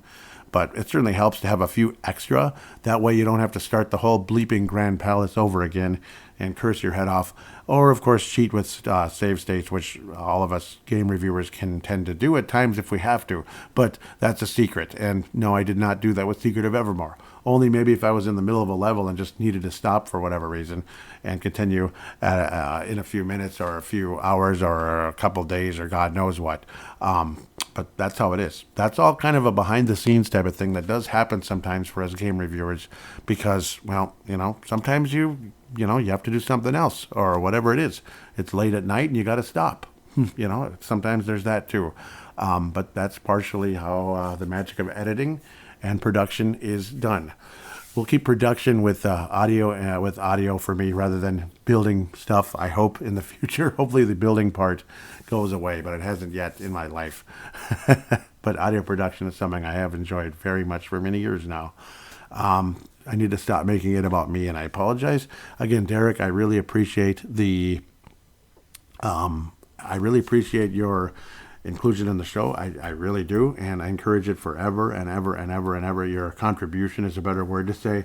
And comparing it to the never-ending story is not a bad comparison at all. In fact, that's kind of cool, actually, how you came up with that. It's just that initially you think of like the cute little girl and cute little boy and the little, like a unicorn-looking dragon type of thing. But, obviously, no, this is not what that is. But how it's it's a fantasy world. Yes, it's a fantasy world. So that part is true. Like a young boy being transported into a fantasy world. Like, what the heck is this? So, but this one is more like almost like, I think they were almost in a way going for like a virtual reality type of vibe without wearing the nasty, stupid device. And I don't know if I'll ever talk about the Virtual Boy. I doubt it because I've never owned it and I don't care to at any point. Where am I going to put the stupid thing anyway? Thank God for having NES minis and such where you could have hundreds of games stored on a tiny little device and have them with HDMI. I mean, it is just, thank you. Thank you, Lord, for the people that built these things. Thank you. And also the ability to add more games to them. But with that said, thank you, Derek, and thank you anybody that's willing to pass on the word about this show. I know the numbers have been gradually improving. It's a slow burn because this show is buried under so many redwood trees, grand sequoias, weeds, medium-sized trees out there in the video game podcasting world, the retro game world out there in podcasting. It's going to take a long time for the sun to shine on this show, unfortunately. It just is what it is, and I need your help out there. Anybody that can, like word of mouth, telling your friends about it, check out Video Game Flashback, retweeting it, and all that to your followers. Even if you have 10 followers, it still helps. Just thank you. I mean, maybe one or two people like say, hey, I'll check it out. One or two people can breed another couple hundred. You just never know in a lot of ways. But and if it breeds like two more people beyond that, that's helpful too. That's how shows like this can grow, honestly, is listener help by, passing on the word, basically. I'm not asking for any donations or contributions or anything.